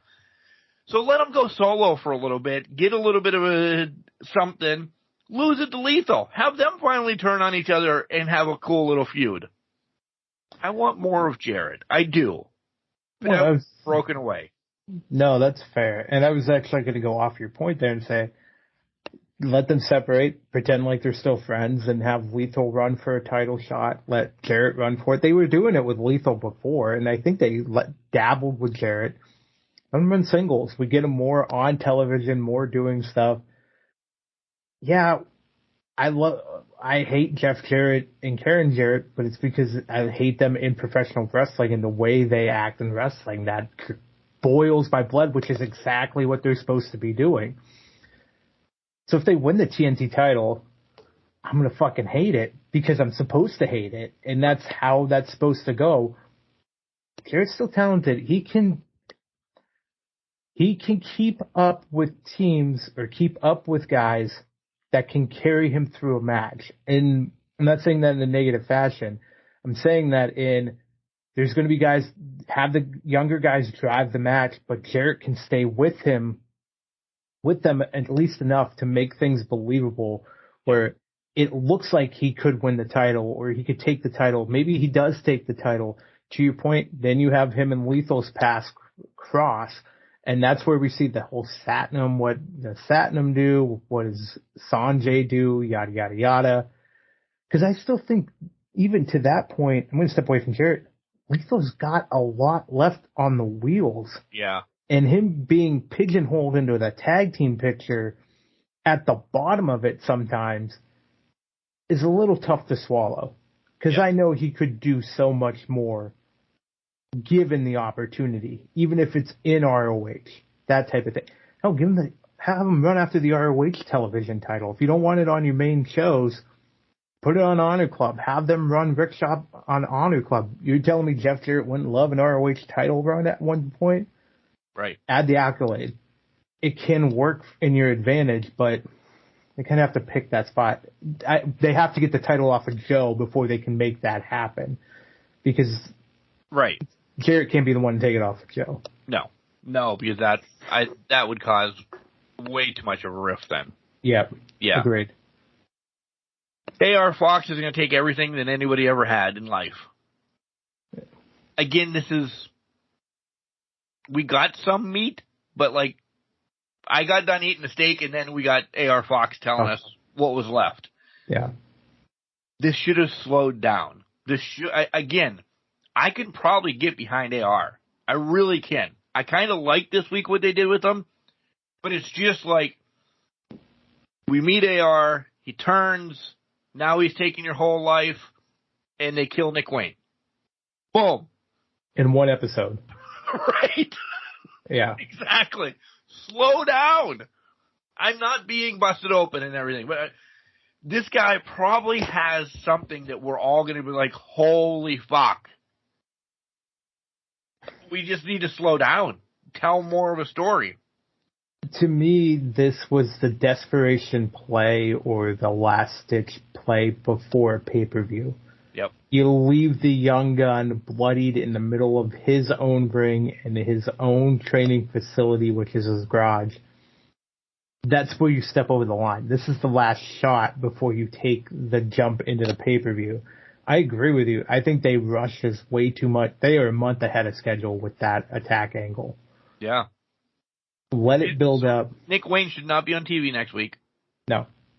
He shouldn't have been on TV after the Swerve match because it looked like you got injured and he was on TV the next week. Like, should we not play that injury up a little bit? I get it wasn't real, but it looked nasty enough that you could have played it off as Nick Wayne's out for 2 to 3 weeks trying to recover this arm. Da-da-da-da-da. They could have did that. And still with the talk building up of AR. Yep. Now, but they accelerated. All right, so this is going to be a 0-hour match, probably, or the first match of the night or something. A bathroom break match is I call them. We're not going to see them now until then. What else are we got for them? Well, that's exactly it. I mean, to be honest, this is building up for Swerve and Darby. We're probably going to get AR Fox and Darby on Collision or Dynamite instead of one of the pay-per-views, which to me is you're making this move. This is personal for him, but now you're basically saying the AR Fox turning is a pawn play by Swerve. The mogul, yeah. The mogul. That's all it is right now. Too fast. Way too fast. Your boys, Commander and Vikingo, do look good in the same outfit, essentially. Yeah. But they get decimated by Aussie Open. Goddamn, I love those guys. Aussie Open's amazing. I want Aussie Open FTR. Yeah. Make it happen. Yeah. How do you make it happen? That would be what? 3? Well, I would actually want them to not be fighting over titles. So I would want both of them to drop the titles, and I want this to be like a best out of 3 match. Kind of what like they did with the Briscoes, you know? You know what? I'd take it where we just do ROH versus AEW champion. Nobody has to win the other's title. Just champion and see who wins. Aussie Open wins. No harm, no foul. They're a really great team. FTR wins. All right. No harm, no foul. Yeah. Yeah, exactly. So it's kind of pride on the line. Let them duke it out. Nobody wins the other's title. Just go their separate ways afterward. It would make sense to me. I'd be fine with that then, too. Tony Storm against Sheeta. What? I cannot tell you. I was excited and also more excited that I predicted it 2 nights earlier. Let me explain. I was playing Fight Forever, and I won the women's title with Sheeta. Again, I won in an exploding barbed wire match 2 days beforehand, and then she wins the world title on live TV. Coincidence? Probably, but I think not. No, Tony. Damn it! I think I just woke up. Tony was right into your PlayStation. Yeah, she was there. Tony knew it. Khan knew it, but I was not expecting Sheeta to win the title. No.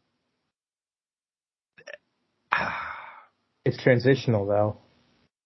Yeah, it sure as shit is. Because All In is Saraya. It's Saraya at All In. That's the only reason they did it.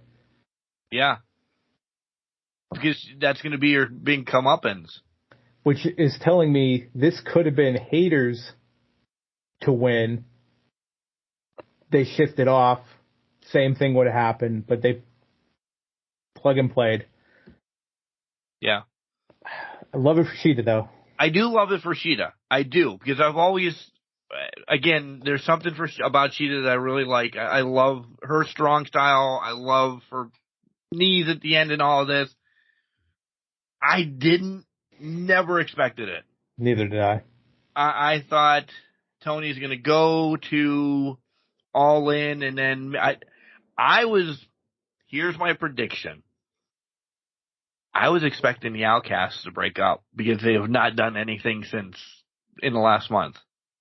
Yeah, and I mean, I get why, because when you lose your main antagonist or the protagonist to your infamy, you kind of lose steam. You don't have anything. And then Shida comes out of nowhere, beats Nyla Rose, and she's in the world title picture. Just like, okay, I know they do that all the time, but why wasn't it?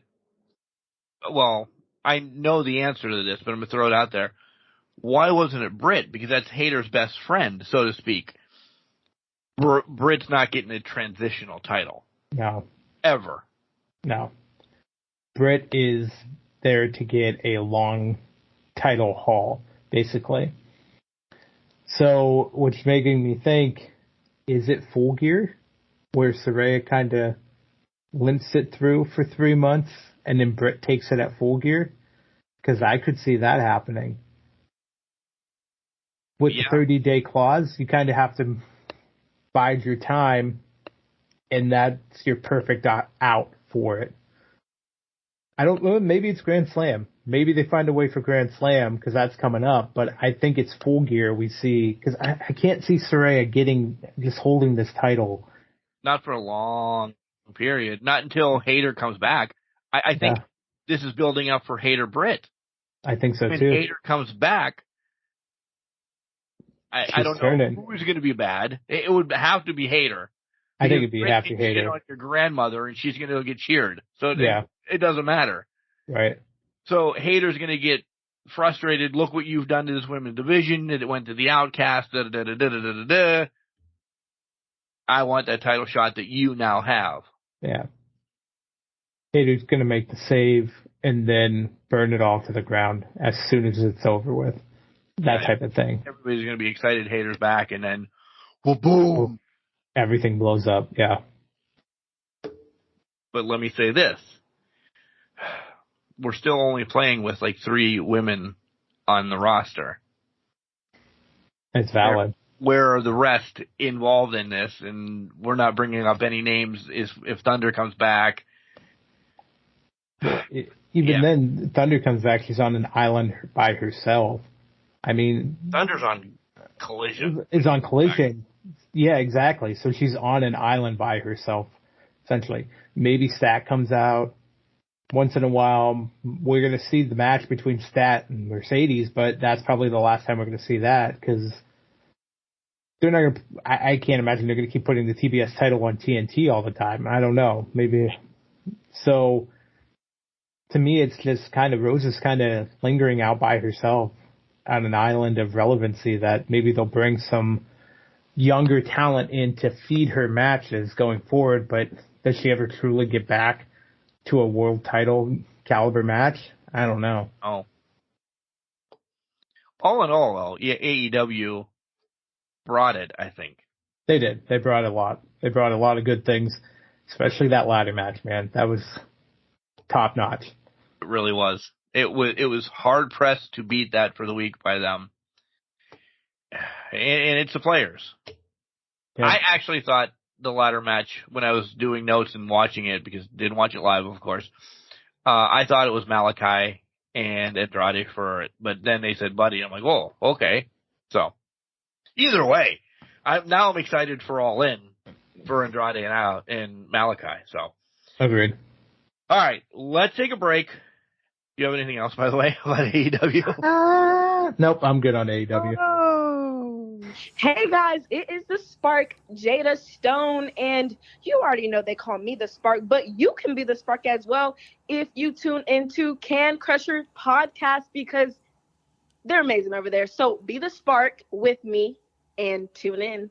Welcome back, Can Crushers. We are your scumbags, and we're back for. You just want to call it a scumbag. I did. I've been planning this. I've been planning this the whole time. All right, do it again. 3, 2, 1. The scumbags are back. Your scumbags are back for segment 3 of Can Crushers. We're talking WWE. You know, it just felt right to call us their scumbags, Mark. Do you know who's a scumbag? Yeah. Vince McMahon. I'm going right now. That's fair. I mean, I completely agree with that 100%. But go for it. Go. I'm going right now. Do it.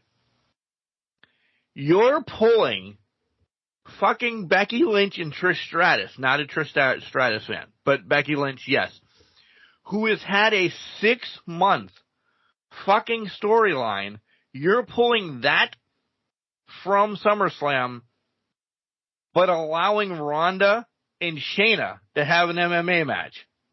Yeah. Because you're worried about times. And there's other matches that probably could get pulled from SummerSlam as well. This is going to come out wrong. Please, ladies and gentlemen, this isn't the way that you're going to take it, so listen. I don't care that it's a women's match or it's Becky fucking Lynch and Trish Stratus. You could pull the tag team match or whatever off of this. This has more clout. There's more story to it. This has been built up for 6 months. This is one of your longest storylines out there. And you're going to scrap it for a Raw in 2 weeks after SummerSlam, essentially, for something that just started 2 weeks ago. What the fuck is wrong with you? I'm thoroughly annoyed by that. Me too. And Trish and Becky are too. Me too. I'm going to take it one step further. Fine. You want to do Ronda and Shayna? Fine. Do it.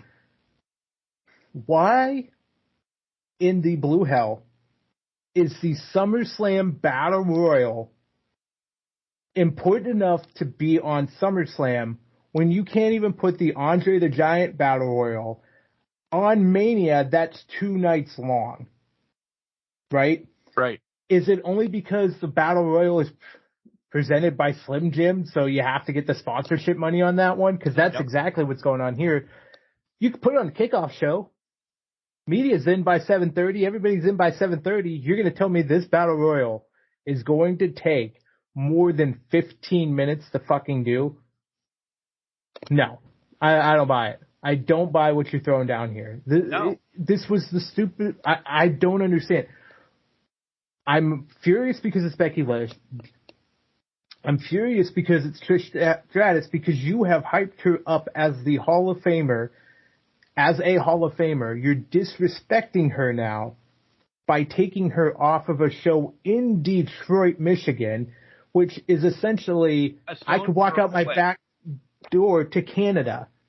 You could get more Canadian audience for them coming into the country. So either there's a match that hasn't been announced yet that's going 20 minutes long, or they have no time limit around Shayna and Ronda, or they have no idea what's going to happen in this match because they don't know what the fuck they're doing with it. Listen, I hope, and I don't care in this match. I'll make a prediction, whatever, when we get to the predictions. I hope it's one punch and either one of them get knocked out and they're like, oh, fuck, now we have 10 minutes to kill. Yeah, exactly. Or, you know what? I'm praying to God that they try to tap out. Maybe it's a quick tap out. They got 10 minutes to kill, or somebody gets attacked in the backstage area. And then all of a sudden it's like, well, we got 20 minutes. What do we do? Becky, Trish, go up to the ring, do something. You know what I mean? That type of thing. That's going to be thrown together, and that's not going to be what... But then it gets you to Trish has an excuse why she didn't win. Then you get the Hamilton. You can say it's the legitimate match. Fine. but it still gets them on the pay-per-view. That's wishful thinking. That's not what they're going to fucking do because it's the scumbags that run the one scumbag that runs WWE that fucking is going to be like, this is funny. Let's do this because this is what we need to do. And screw Becky. It's another case of screwing Becky Lynch or devaluing Becky Lynch because they've always done it. No matter what the fans say, no matter the respect level, they always try to find a way to devalue Becky in this situation, in any situation. They did it with Ronda Becky for WrestleMania 35 when they added Charlotte. They've done it when they first turned her heel. Then they had to turn her babyface because nobody wanted her heel. And then she caught too much fire, and they didn't know what to do. And I'm pretty sure they were very happy, and this is going to sound crass, but I'm pretty sure this is the thinking on it. They were probably happy that she had to go away for a year and have Rue and that, which beautiful baby, let her do that, let her have her own thing. But it solved the Becky Lynch problem for that period of time. Yes, they gave her a 26-second title win, and they gave her a long extended run after that, but that's because they had to. It was too big of a situation not to do that in that scenario. But do not get off of your soapbox. I mean, it's literally has been the same thing time and time again since Becky came onto the main roster. It got ignited in 2018. I think it was 2018 when she became the man, 2017, 2018 when she became the man. And every time they have tried to cut her off the wheel, trying to cut her off because they wanted Charlotte. They wanted Mercedes. They wanted those two women to be the faces. Guys, you can't stop what the fans want. And the fans want Becky. And as soon as the Monday Night Raw, where she was bleeding from the face and attacked Ronda and stood in the crowd, they lost all control of the situation. They could not hamper what Becky Lynch was at that point. Ever again. It was done. She was on the Austin level at that point. Yep. Becky will forever be, no matter what they try to do to her, on the Austin level. And you guys can hate me for that, but that's the most accurate statement because I'll tell you right now, the 4 horsewomen, I'm going to remember Becky Lynch's stuff more than I'm going to remember Mercedes, Charlotte, and Bayley. Yeah.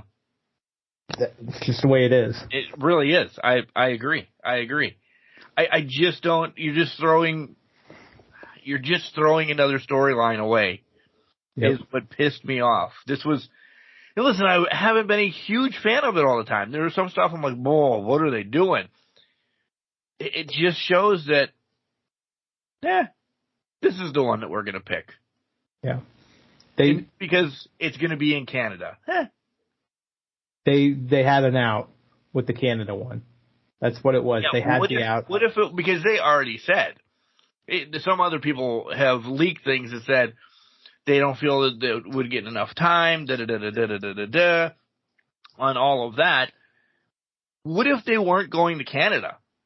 What if they were going to Vegas? Or what if they were going to, I don't know, Guam? Yeah. What happened? Then what? Yeah. Who are you picking then? It's probably, they would still found a way to tie it back. Would have been Becky. It still would have been Becky and Becky, yep. 100% still would have been Becky and Trish. So that's what we're disgusted about. And now we'll give you our weekly rundown of wrestling, essentially. Glad to hear that Ray, as on air last week we were talking about this, glad to hear Ray kind of just got loopy. No concussion was said, no whiplash. Whiplash was said on TV, but right. The diagnosis came out that he just got his bell rung, essentially, as we would say it back in the day, or, whatever. Everything's okay. The gist, and by the way, Bianca and Charlotte beat Chelsea and Sonya, so that's not going to be the biggest win of their career. That's terrible. Terrible. It didn't seem like it wasn't for the tag titles, obviously, but thank God. I think they should have won it, though. I think there should have been so much dysfunction between Charlotte and Belair. I agree. they should have won it. But even if it was a count out, like they're fighting, they're bickering. They started bickering before their match. Exactly. Let it carry through. Let them keep going back and forth. 10 count happens. They lose track of time. They lose the match. Because now your tag team champions look fucking weak again. Like again. And that doesn't help when they're the only tag team that's been around for the past 2 weeks. Right. You have it on tonight. I do not. So LA Knight just hit somebody with a microphone, it looked like. Yeah. Well, at least he shrugged when he threw the microphone. He's about to get worked over by Sheamus, so unfortunately, it looks like. SmackDown was very bloodline heavy. Essentially, with Jay being at the beginning saying, "I will beat you again," and then the bloodline comes out during his Waller match, and so that was SmackDown. That was SmackDown. There really wasn't anything to SmackDown. I mean, they extended the AJ Karrion Kross storyline, which I didn't think was still a thing. I guess maybe I'm not paying attention long enough, but it just seems like that was. It's with Karrion Kross, so I don't really care too much about it right now. That's the unfortunate nature of it. Is I just don't care because it's Karrion Kross. Yeah. And the Bayley and EO thing are the only other thing that I kind of. EO wants still playing Where Were You? Why Did You Come? Bayley has this shitty ass excuse, and then they get a letter from Shotzi. So I am interested to see where this goes. And listen, we haven't talked about LA Knight because they're taking some of his heat away. Oh yeah, they're killing him. It's a slow death right now. Yeah. But all right, so he's going to win the Battle Royal, but where does he go from there? He wins the Battle Royal. Yeah. On Raw, Maxine looked good, but I'm saying the match wasn't horrible.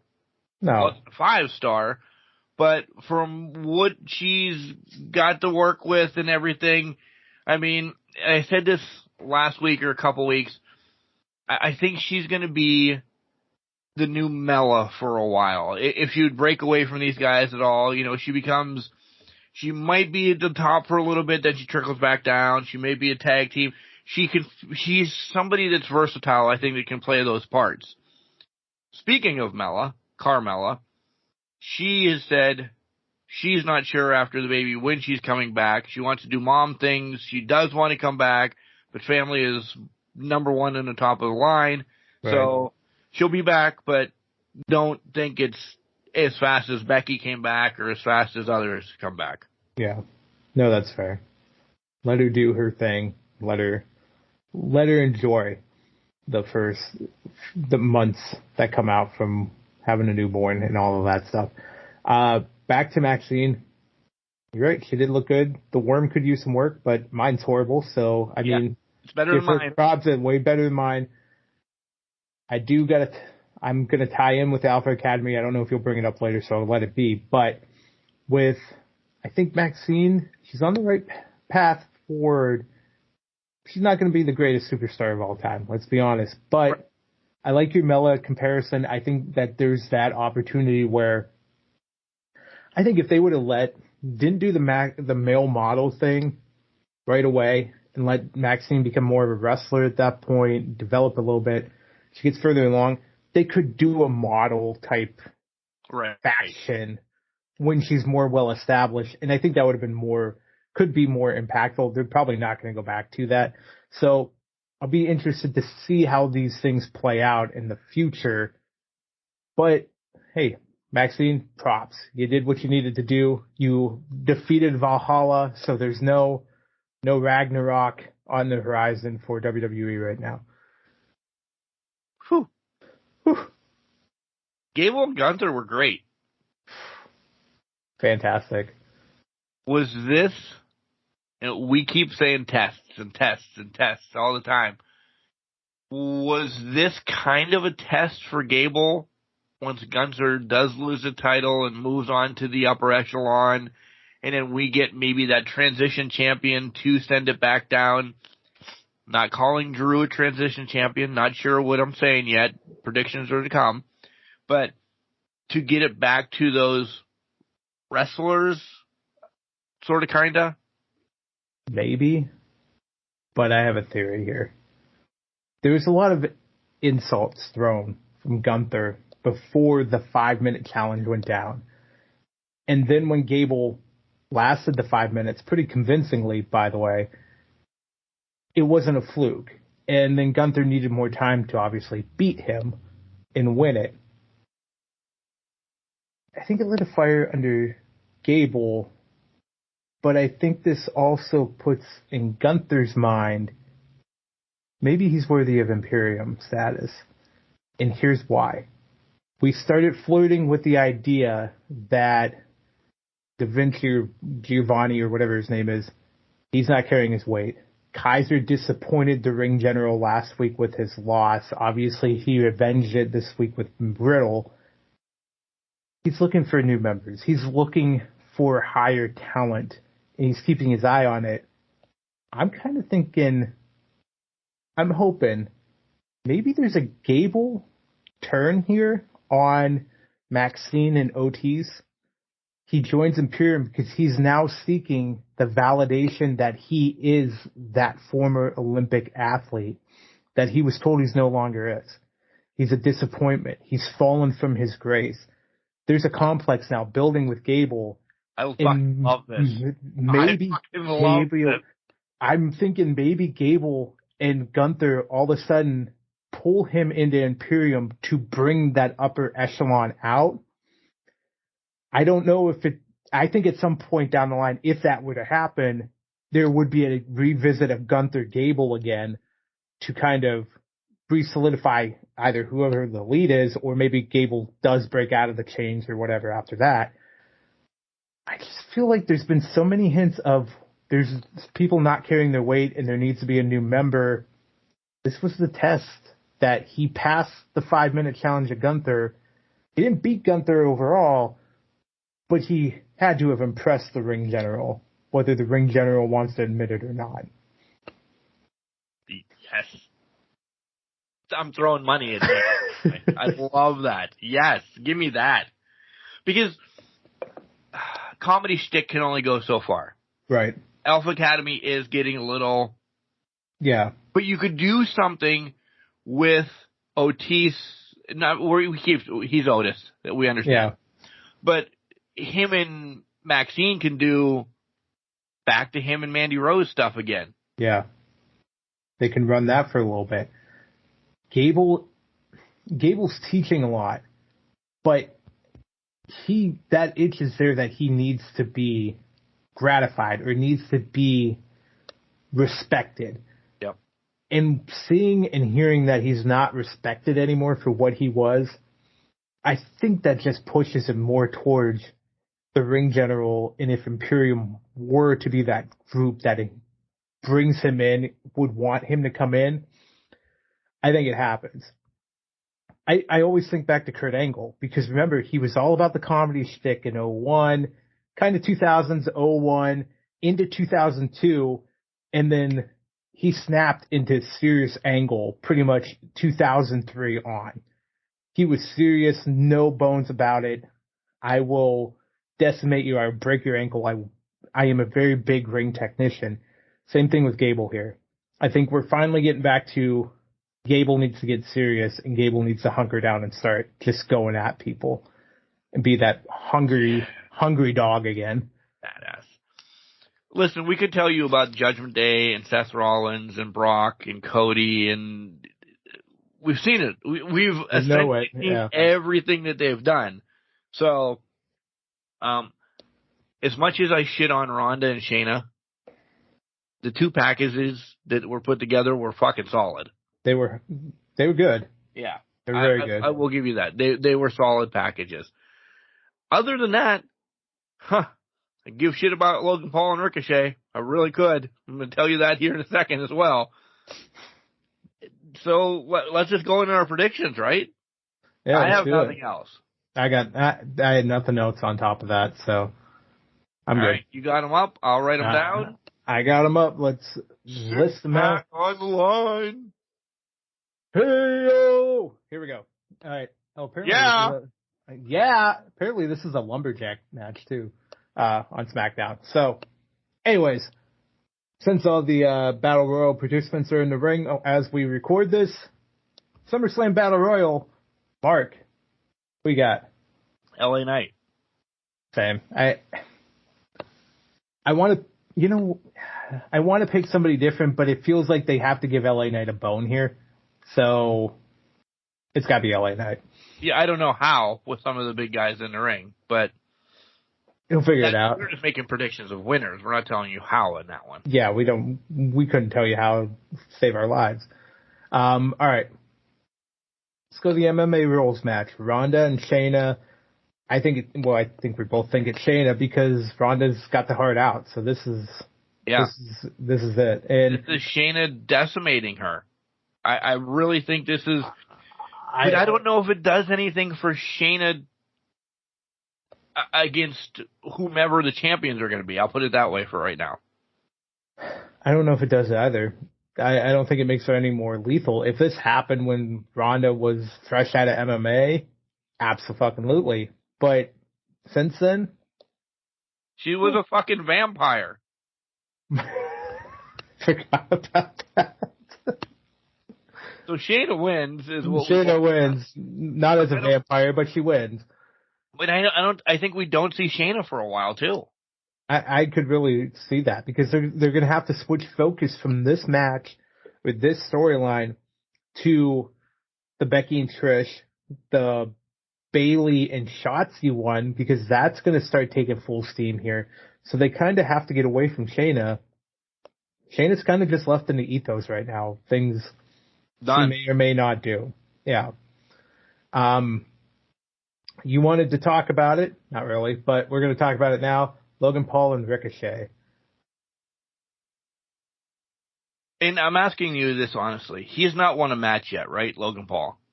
Did he win a match? I don't remember. No, I don't really care, but I mean, at least conversation here. I think he won his first match because that's why he faced Roman.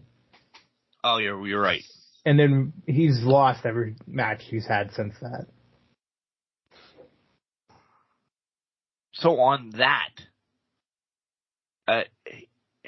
Ricochet beats Logan Paul.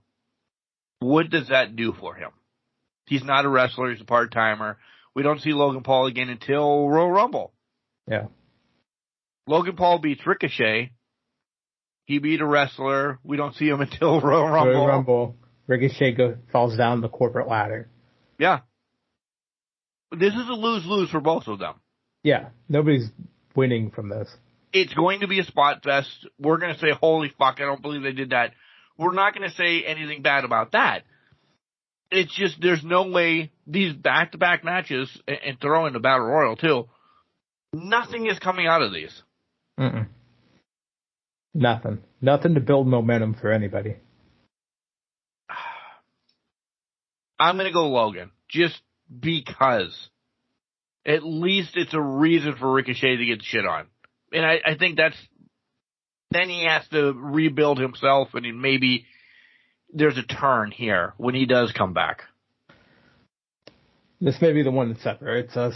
I'm going to go Ricochet because I think there's more benefit in Ricochet winning than there is Logan, right? Yeah, probably.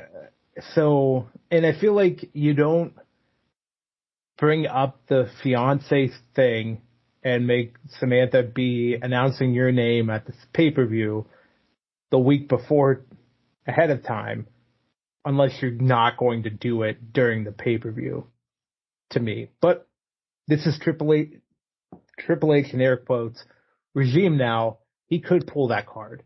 He could very well do that because Logan Paul just doesn't win matches. But at the same time, I think it's Ricochet because they need to get him built up. He's not in the Battle Royal where Shinsuke and Bronson and Ciampa are, so he can't get the clout there. This is this is the guy that they have above the Battle Royal, basically, that they're trying to catapult. All right, touche on that. Yeah. So are we saying with this win, Ricochet gets a U.S., whoever it is in time? It's not, he's nowhere near main eventing yet. So in a month or two, he's going to be sniffing the U.S. title. I think he could be sniffing the U.S. I think they would love to revisit Ricochet and Drew from back when, 2019, where, Ricochet was just basically somebody to beat along the way for Drew, but at the same time, they did produce some pretty good matches when they were there.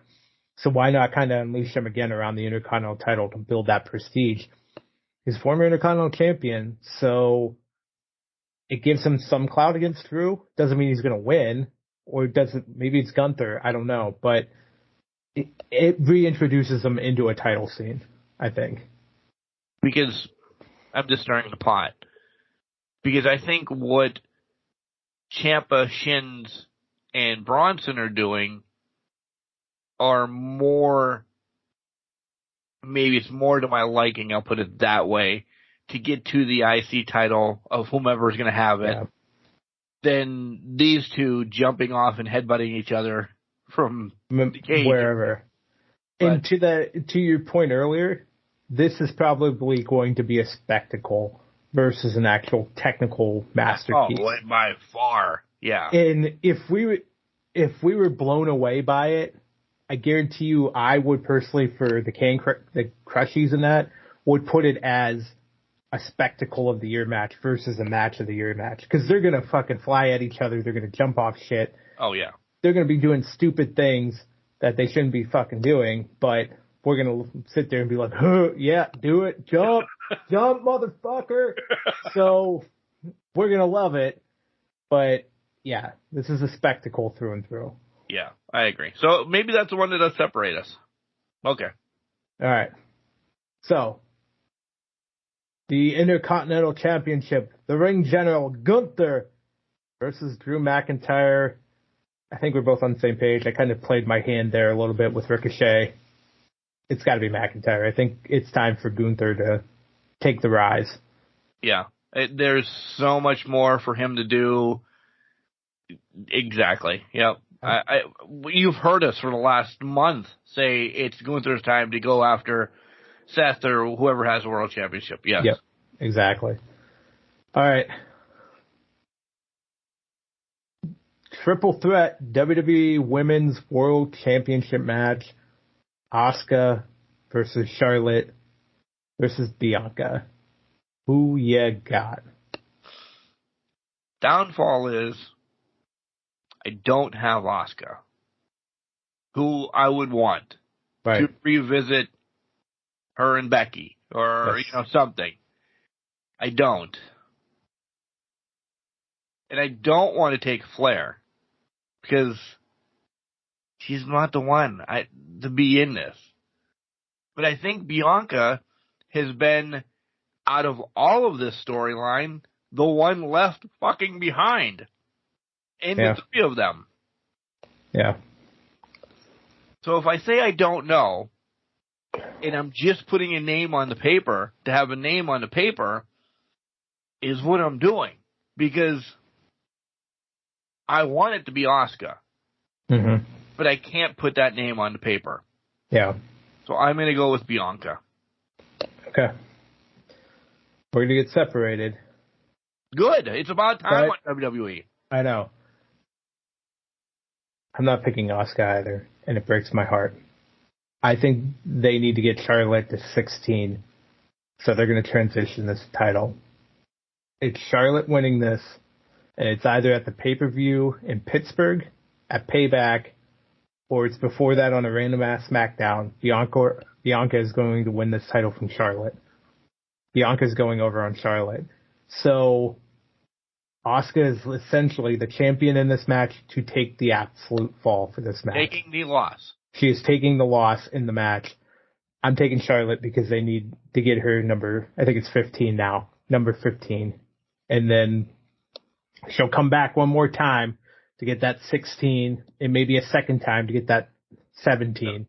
So you think it's Payback in Pittsburgh? I think Payback in Pittsburgh, Bianca takes the title from Charlotte. Okay.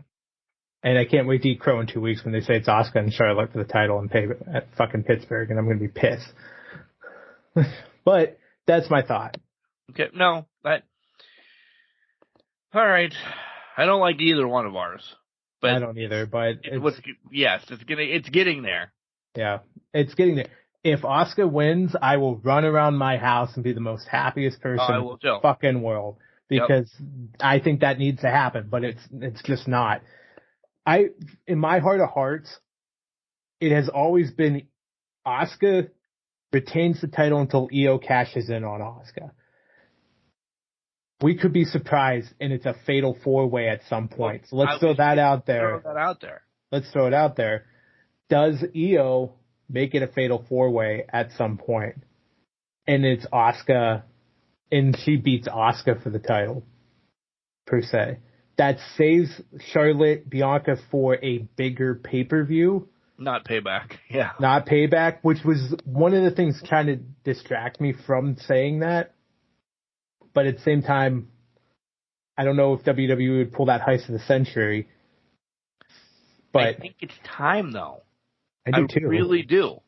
I really think it's time. And if we're going to play that game, I think we walk out with Io as champion. I would love that. And I think that would be the best case scenario for them. So I'm going to put, you still have Flair if it's a 3-way, but Io cashes in, she wins. Yeah. I'm going to do the same thing with Bianca.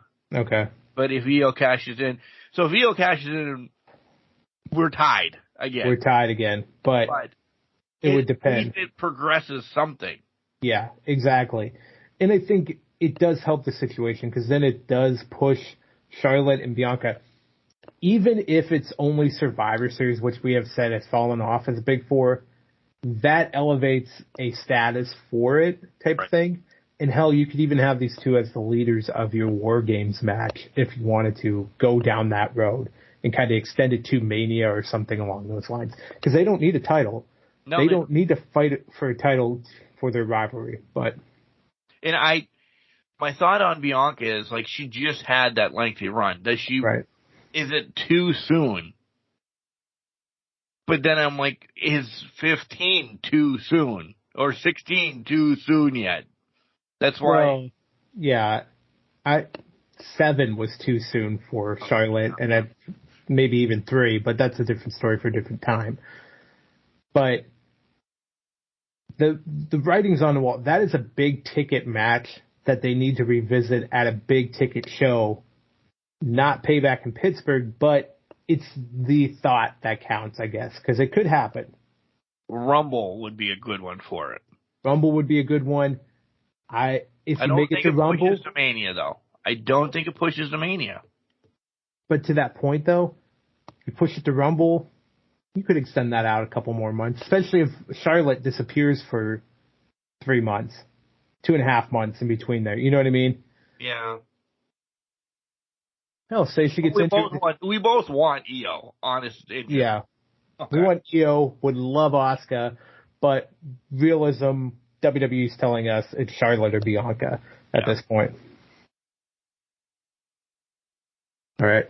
Yeah. Next up, I was getting ready to take a drink, but next up, I'll save the world titles for last.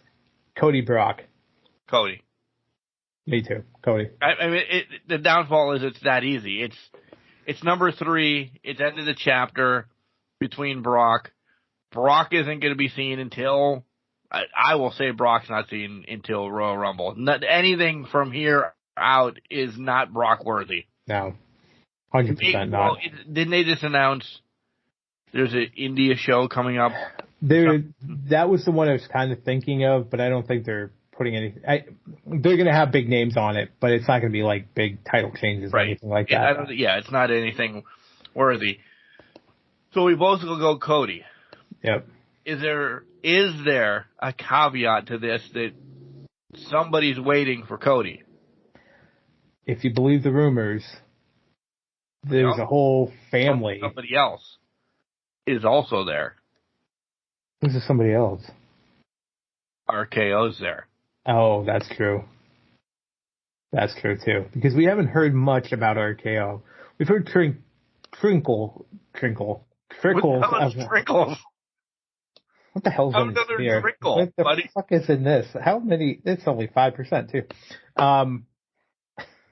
We've only had trickles of information come down the line of he's not 100%.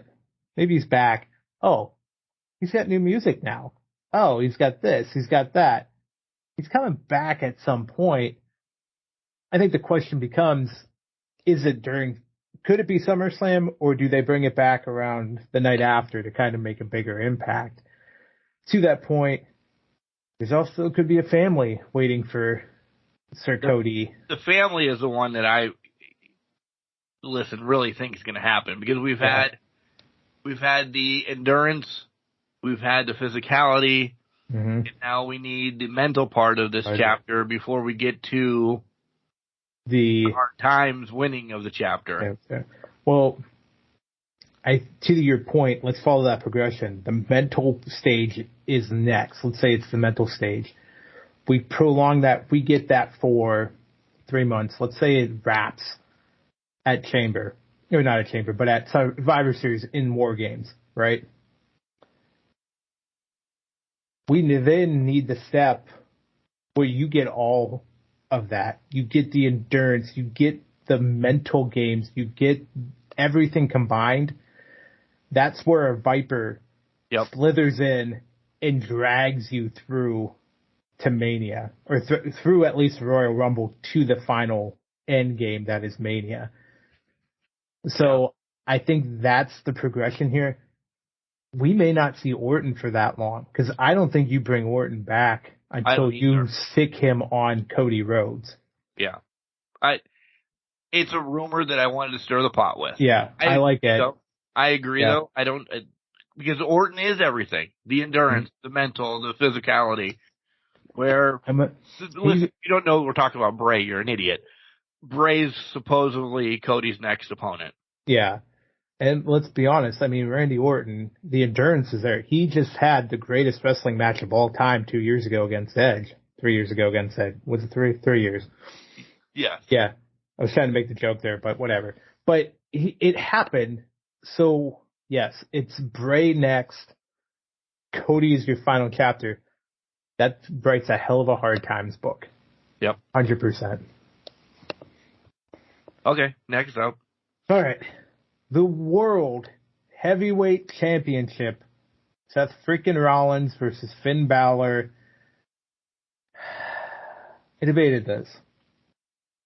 Here's why I debated this.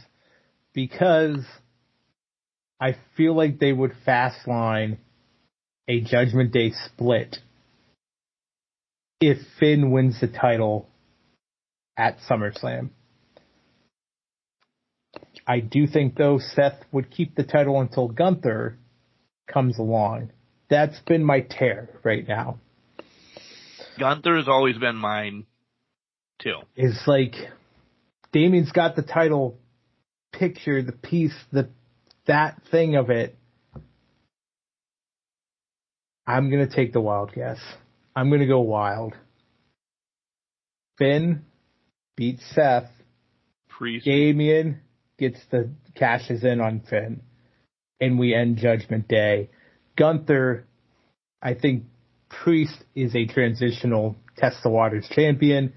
Gunther's down the line at Survivor Series, maybe a Saudi show. Seth is getting the title back at some point in between there, and that's kind of where we get back to. We rewrite the ship after that point, kind of thing. If you've been listening, I've been saying this for a while. I really have. Like, the Judgment Day is not together anymore. I don't care as much as they're making you look it on Raw. Mm-hmm. Finn's by himself. Priest is getting the push. Rhea's already the leader and doing everything, and Dom is the bastard that's over more than anybody else in the WWE besides him. Maybe even close to Roman. They just don't fit together anymore. Mm-mm. Finn has to go away. I hate to say it again. Finn's got to be decimated, go away. Maybe we don't see Finn then again until Rumble. Yeah. Just to get, not that he ever can get a character change, because Finn Balor is who Finn Balor is. You're not going to come back as a fucking Red Rooster. or anything like that. Right. But just an attitude change, something like this, because it's done. The Judgment Day for me is done. And yes, Finn would get his comeuppance after 7 years. Priest has been waiting in the wings for that whole time. Yeah. Take that belt and say, look, I'm the real person. Essentially then, splitting Judgment Day. Yeah. And to that point... You want me to write down just Priest for both of them because that's what we really think? No. Because I don't think Priest cashes in until the night after SummerSlam. Oh, so you're taking Finn. I'm taking Finn, and here's why. What a story to tell. Finn beats Seth at SummerSlam 7 years later, loses the title the next night, not at his own hands again. The same thing happened 7 years ago when he had to surrender the title because of injury. Poetic storytelling. Damian cashes in the night after SummerSlam because Finn's not expecting it, and he only has the title for 24 hours again. I'll write Finn down for you. I wrote Priest down for me. Okay. Okay. All right. By the time we record next week, though, we both have Damian Priest as champion. Yes. Yes. 100%. And can't wait for us to both be wrong and Seth be still freaking champion and laughing at us. Right. But, all right. Finally, Tribal Combat.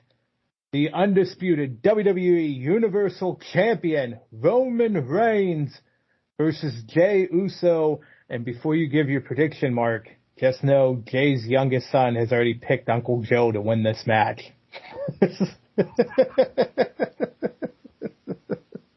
Well, mine's written down already.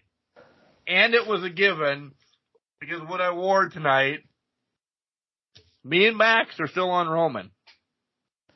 Well, you can add me to that, because it's still Roman Reigns. It would be great. Don't get me wrong. It would be a cool story that it started and it ended this way. Mm-hmm. But Jimmy's coming. Solo has to do something. I don't know what happened last night because Jenks is watching. I'm not. Yeah. But it's Solo Jay last night. Right. There's still meat and potatoes on this goddamn bone. Jimmy needs to get a shot, and we've said it for months. Solo's getting a shot at this before we trickle back around to Cody. Yeah. So Cody's not even in the road ahead. He's not even on the horizon yet. No. He won't be until after the new year, basically. Yeah. So it's Roman. Will there be an amazing moment in it? Probably. I really think this one's going to be a hell of a lot better than the first one. Oh, yeah. You think, oh, we're idiots. We didn't see that. Jay's coming back. I mean, Jimmy's coming back. There's going to be a lot of shenanigans. Rock's coming back. Let's just throw Rock in there. Rock's coming back, you know. Appa, Zika. Yeah, everybody. Rikishi. Yeah. There's shenanigans. And I will still say this. At some point, I don't know if we're going to get The Rock. Even though the writer's strike and everything's still happening, so The Rock doesn't have a goddamn movie to do, which would be perfect if WrestleMania was around this time, because you could have that match. But I digress. I still think we're going to get the Elders at some point. You brought it up a couple weeks ago. There's still time for the Elders to get into this, and it's going to be Solo heavy. Yeah. Why they haven't yet, I don't know, but they are coming. The Elders have to come back. They were the ones that anointed Solo as the hand-picked joint to help. So they have to go back at some point. They have to bring them in. We got to run it back. And maybe they do run it back at SummerSlam where they are seated for this. If any of you have watched Black Panther from Marvel, they have a combat for King. Everybody's watching. Like, the entire kingdom of Wakanda is watching that fight to see who wins it. What a way to do that is, even if they set it up somewhere off the side of the ring or take the ring out or something, they have the elders sitting around the barricade watching this match unfold. It'd probably piss off Green Shirt Guy, but oh well. But they just have the elders watching this combat happen for whoever ends up winning it, wins it. The shenanigans are going to be afoot, but they've been building a beautiful picture so far for them that would build an even bigger, beautiful picture to add on to what this storyline has been. Agreed. What match? I have 2 questions for you. Okay. These are not part of the bet, so bets are sealed. What match do you think we really say, holy shit, stole the show next week? I have one already. I don't know if it'd be stealing the show because it's not a surprise if Gunther and Drew take it. I think that's the match that's going to steal it per se. I mean, yeah, that's going to be my pick because Logan Paul and Ricochet is going to be more, holy shit, they're fucking dumb for why they fucking did that. Right. So, yeah, I think it's Gunther Drew. What does Brock do to the ring, to the set? SummerSlam is where last SummerSlam is where he brought the tractor down and lifted up the ring, right? He is, yeah, he is. But you know what? This is a valid point because if this is the second to last match on the card and they need to get rid of the ring for tribal combat, I don't think you can get a tractor into Ford Field. Maybe he just runs a good old-fashioned Dodge into it or something. Or fucking... It'd be a Ford, you idiot. It could be a Ford, but it could be a Dodge, too. Could be Ford Mustangs. I'm pretty sure the Dodge brothers left Ford at some point. So I said Dodge. Okay, big whoop. You know what? It's F-150, whatever it is. Also, Dodges break down easier, so, whatever. But... Well, it could be a Jeep then. Just empty your pockets. Well, it could be that, too. Maybe it's a Jeep. Shit. It's a Chrysler. They just drive a Chrysler up in there. Chrysler 200 that just... It's got to be something bigger than his tractor, I would imagine. But what could he bring in there? What, a crane? I mean... That's the thing. Like, this field is now needing to be played on next week or so. That's true. We can't be doing anything ridiculous. Rip up the turf. Yeah. But to that point, if it's AstroTurf, it doesn't get ripped up per se. Because, well, no, I know what you mean, but I'm just saying because if you think about last year in Nashville, I think that's regular grass, and they brought the tractor in, and he just had to flip it and things of that nature. I don't think it's a tractor. I don't know. What do you have something in mind that you thought it was? That's a question for you. I have no clue. Right, he always does something big at SummerSlams. He does. Maybe it's just a fucking tank at that point. Just fucking drives a tank into the ring and... American Nightmare. It makes perfect sense. He shoots the ring. And shoots the ring, and yeah, Cody survives. There's going to be a lot of things. Or what? Or is it a submarine? Oh. Soon. Too soon. Maybe. I don't know. Maybe he brings a drone controlled by a Logitech controller. I don't know. I got a text just as you said that apparently the wife's not going out tonight or something. Yada, yada, yada. Oh, she's going to get food because she hasn't eaten all day. She had watermelon, peaches. Get back to this. She had watermelon, peaches, cantaloupe, and cucumbers earlier, but she hasn't eaten anything all day. Are you excited for SummerSlam? I am. I think there's a lot of matches to be excited for. Of course, there's a couple bathroom breaks on there, but I think the majority of the matches you can be excited for. How about you? I am, and I'm the same way. I want them to go later on in the night heavy with the matches. Like, I want match after match after match, like the build up of a huge culmination of, I'm just sweating from like 4 straight matches of awesomeness. If the Battle Royal, they can't have the Battle Royal first because that's not a way to get the crowd. I would have to imagine Ricochet Logan first, just because people want to see stupid bodies going through the air. It's either that one or I could see them doing Seth and Finn first. to kind of get things started, or even Gunther and Drew, just two meaty men slapping meat, just to get it going. Then go Logan and Ricochet, and then Battle Royal after that. Oh, we get a turn. We got a big old heel turn. We have a heel turn. But does it affect? Oh, it doesn't affect shit besides the faction that's been growing over the past couple weeks. Oh, the Street Profits are back. But yeah, they just attacked everybody in the match. Oh, yep. Well, what the fuck that move was, but that was disgusting looking. But, all right, anyways. Bianca bad now. Yeah, right. That ain't gonna happen. But no, I'm excited. I hope. Like, there's 3 matches that there's 4 matches I really want right next to each other. It's Drew and Gunther, Cody and Brock, Finn and Cody, and then Roman and Jay. Like, those are what I want. The rest, I really want Shayna to one-punch Ronda and send her away forever. Yeah. The spectacle, we'll say stupid stuff next week, and I could give 2 shits about the Battle Royal. I agree 100% with that. I think you could see, hell, if they threw, I'd go 5, because Asuka, Charlotte, Bianca, I want to see it. Even though it could go bad or it could go good, it's still going to be a fire match.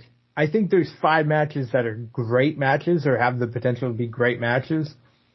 1's a spectacle, like you were saying. The other 2, get them over quick. This is what you sacrificed Becky Lynch and a Hall of Famer for. Like, let's rebound. These better get through quick. No way they start with Shayna and Ronda. That is mid to late bathroom break. Yep. Plug and play. Excuse me. I think you go empty. I think it's 2. I think you're like 2 matches from the main event at that point when it drops. I do too. All right, next week we'll wrap up this and see who has. So we actually have 3 separating us. So it could end up in a tie yet again somehow. We always find a way. But whatever. Hey, you know what's going to happen? I'm going to lose every single one of those, and I'll get swept again. So, whatever. No, but yeah, maybe. Yeah, probably. Maybe. That's a probably. What's up for the week? What's up for the week? I'm going to get embarrassed by SummerSlam. No, this week coming up. Girlfriend watch SummerSlam with you? Potentially, yeah. Going to be hanging out with a girlfriend. Tomorrow, we're finally going to watch Guardians of the Galaxy, which has been killing me for the past 3 months because I haven't watched it yet. So it's finally dropped. Doing that. We got a fancy schmancy interview on Monday that we're doing together. And then. Oh, yes. Us? Yes. Yeah, yes, us. We got, us. I hope you remember that. I mean. I do. But, trying to think outside of that. That's about the week. It's going to be pretty straightforward for the most part, I think. How about you? What do you got going on? That's it. Video games before SummerSlam. Would I say it earlier at the beginning? I don't think anything Sunday. Nothing Sunday from that perspective. You were going to watch some Pee-wee Herman, I heard at one point. Yeah. Herman, maybe. Yep. Other than that, nothing. The thing that we have, we're not telling you guys, so. No, you can be surprised. Yep. We have that fancy thing on Monday. Oh, and next Saturday is Summer Meltdown. Hair versus hair. Yeah. I'll be in Scranton. But we were recording Friday, so I didn't include that, so that's fair. Right. But and I'll say it again next week. Well, you should. We have to pay the bills now. You're getting attacked. We have to afford security for you. Right. APA. Yeah.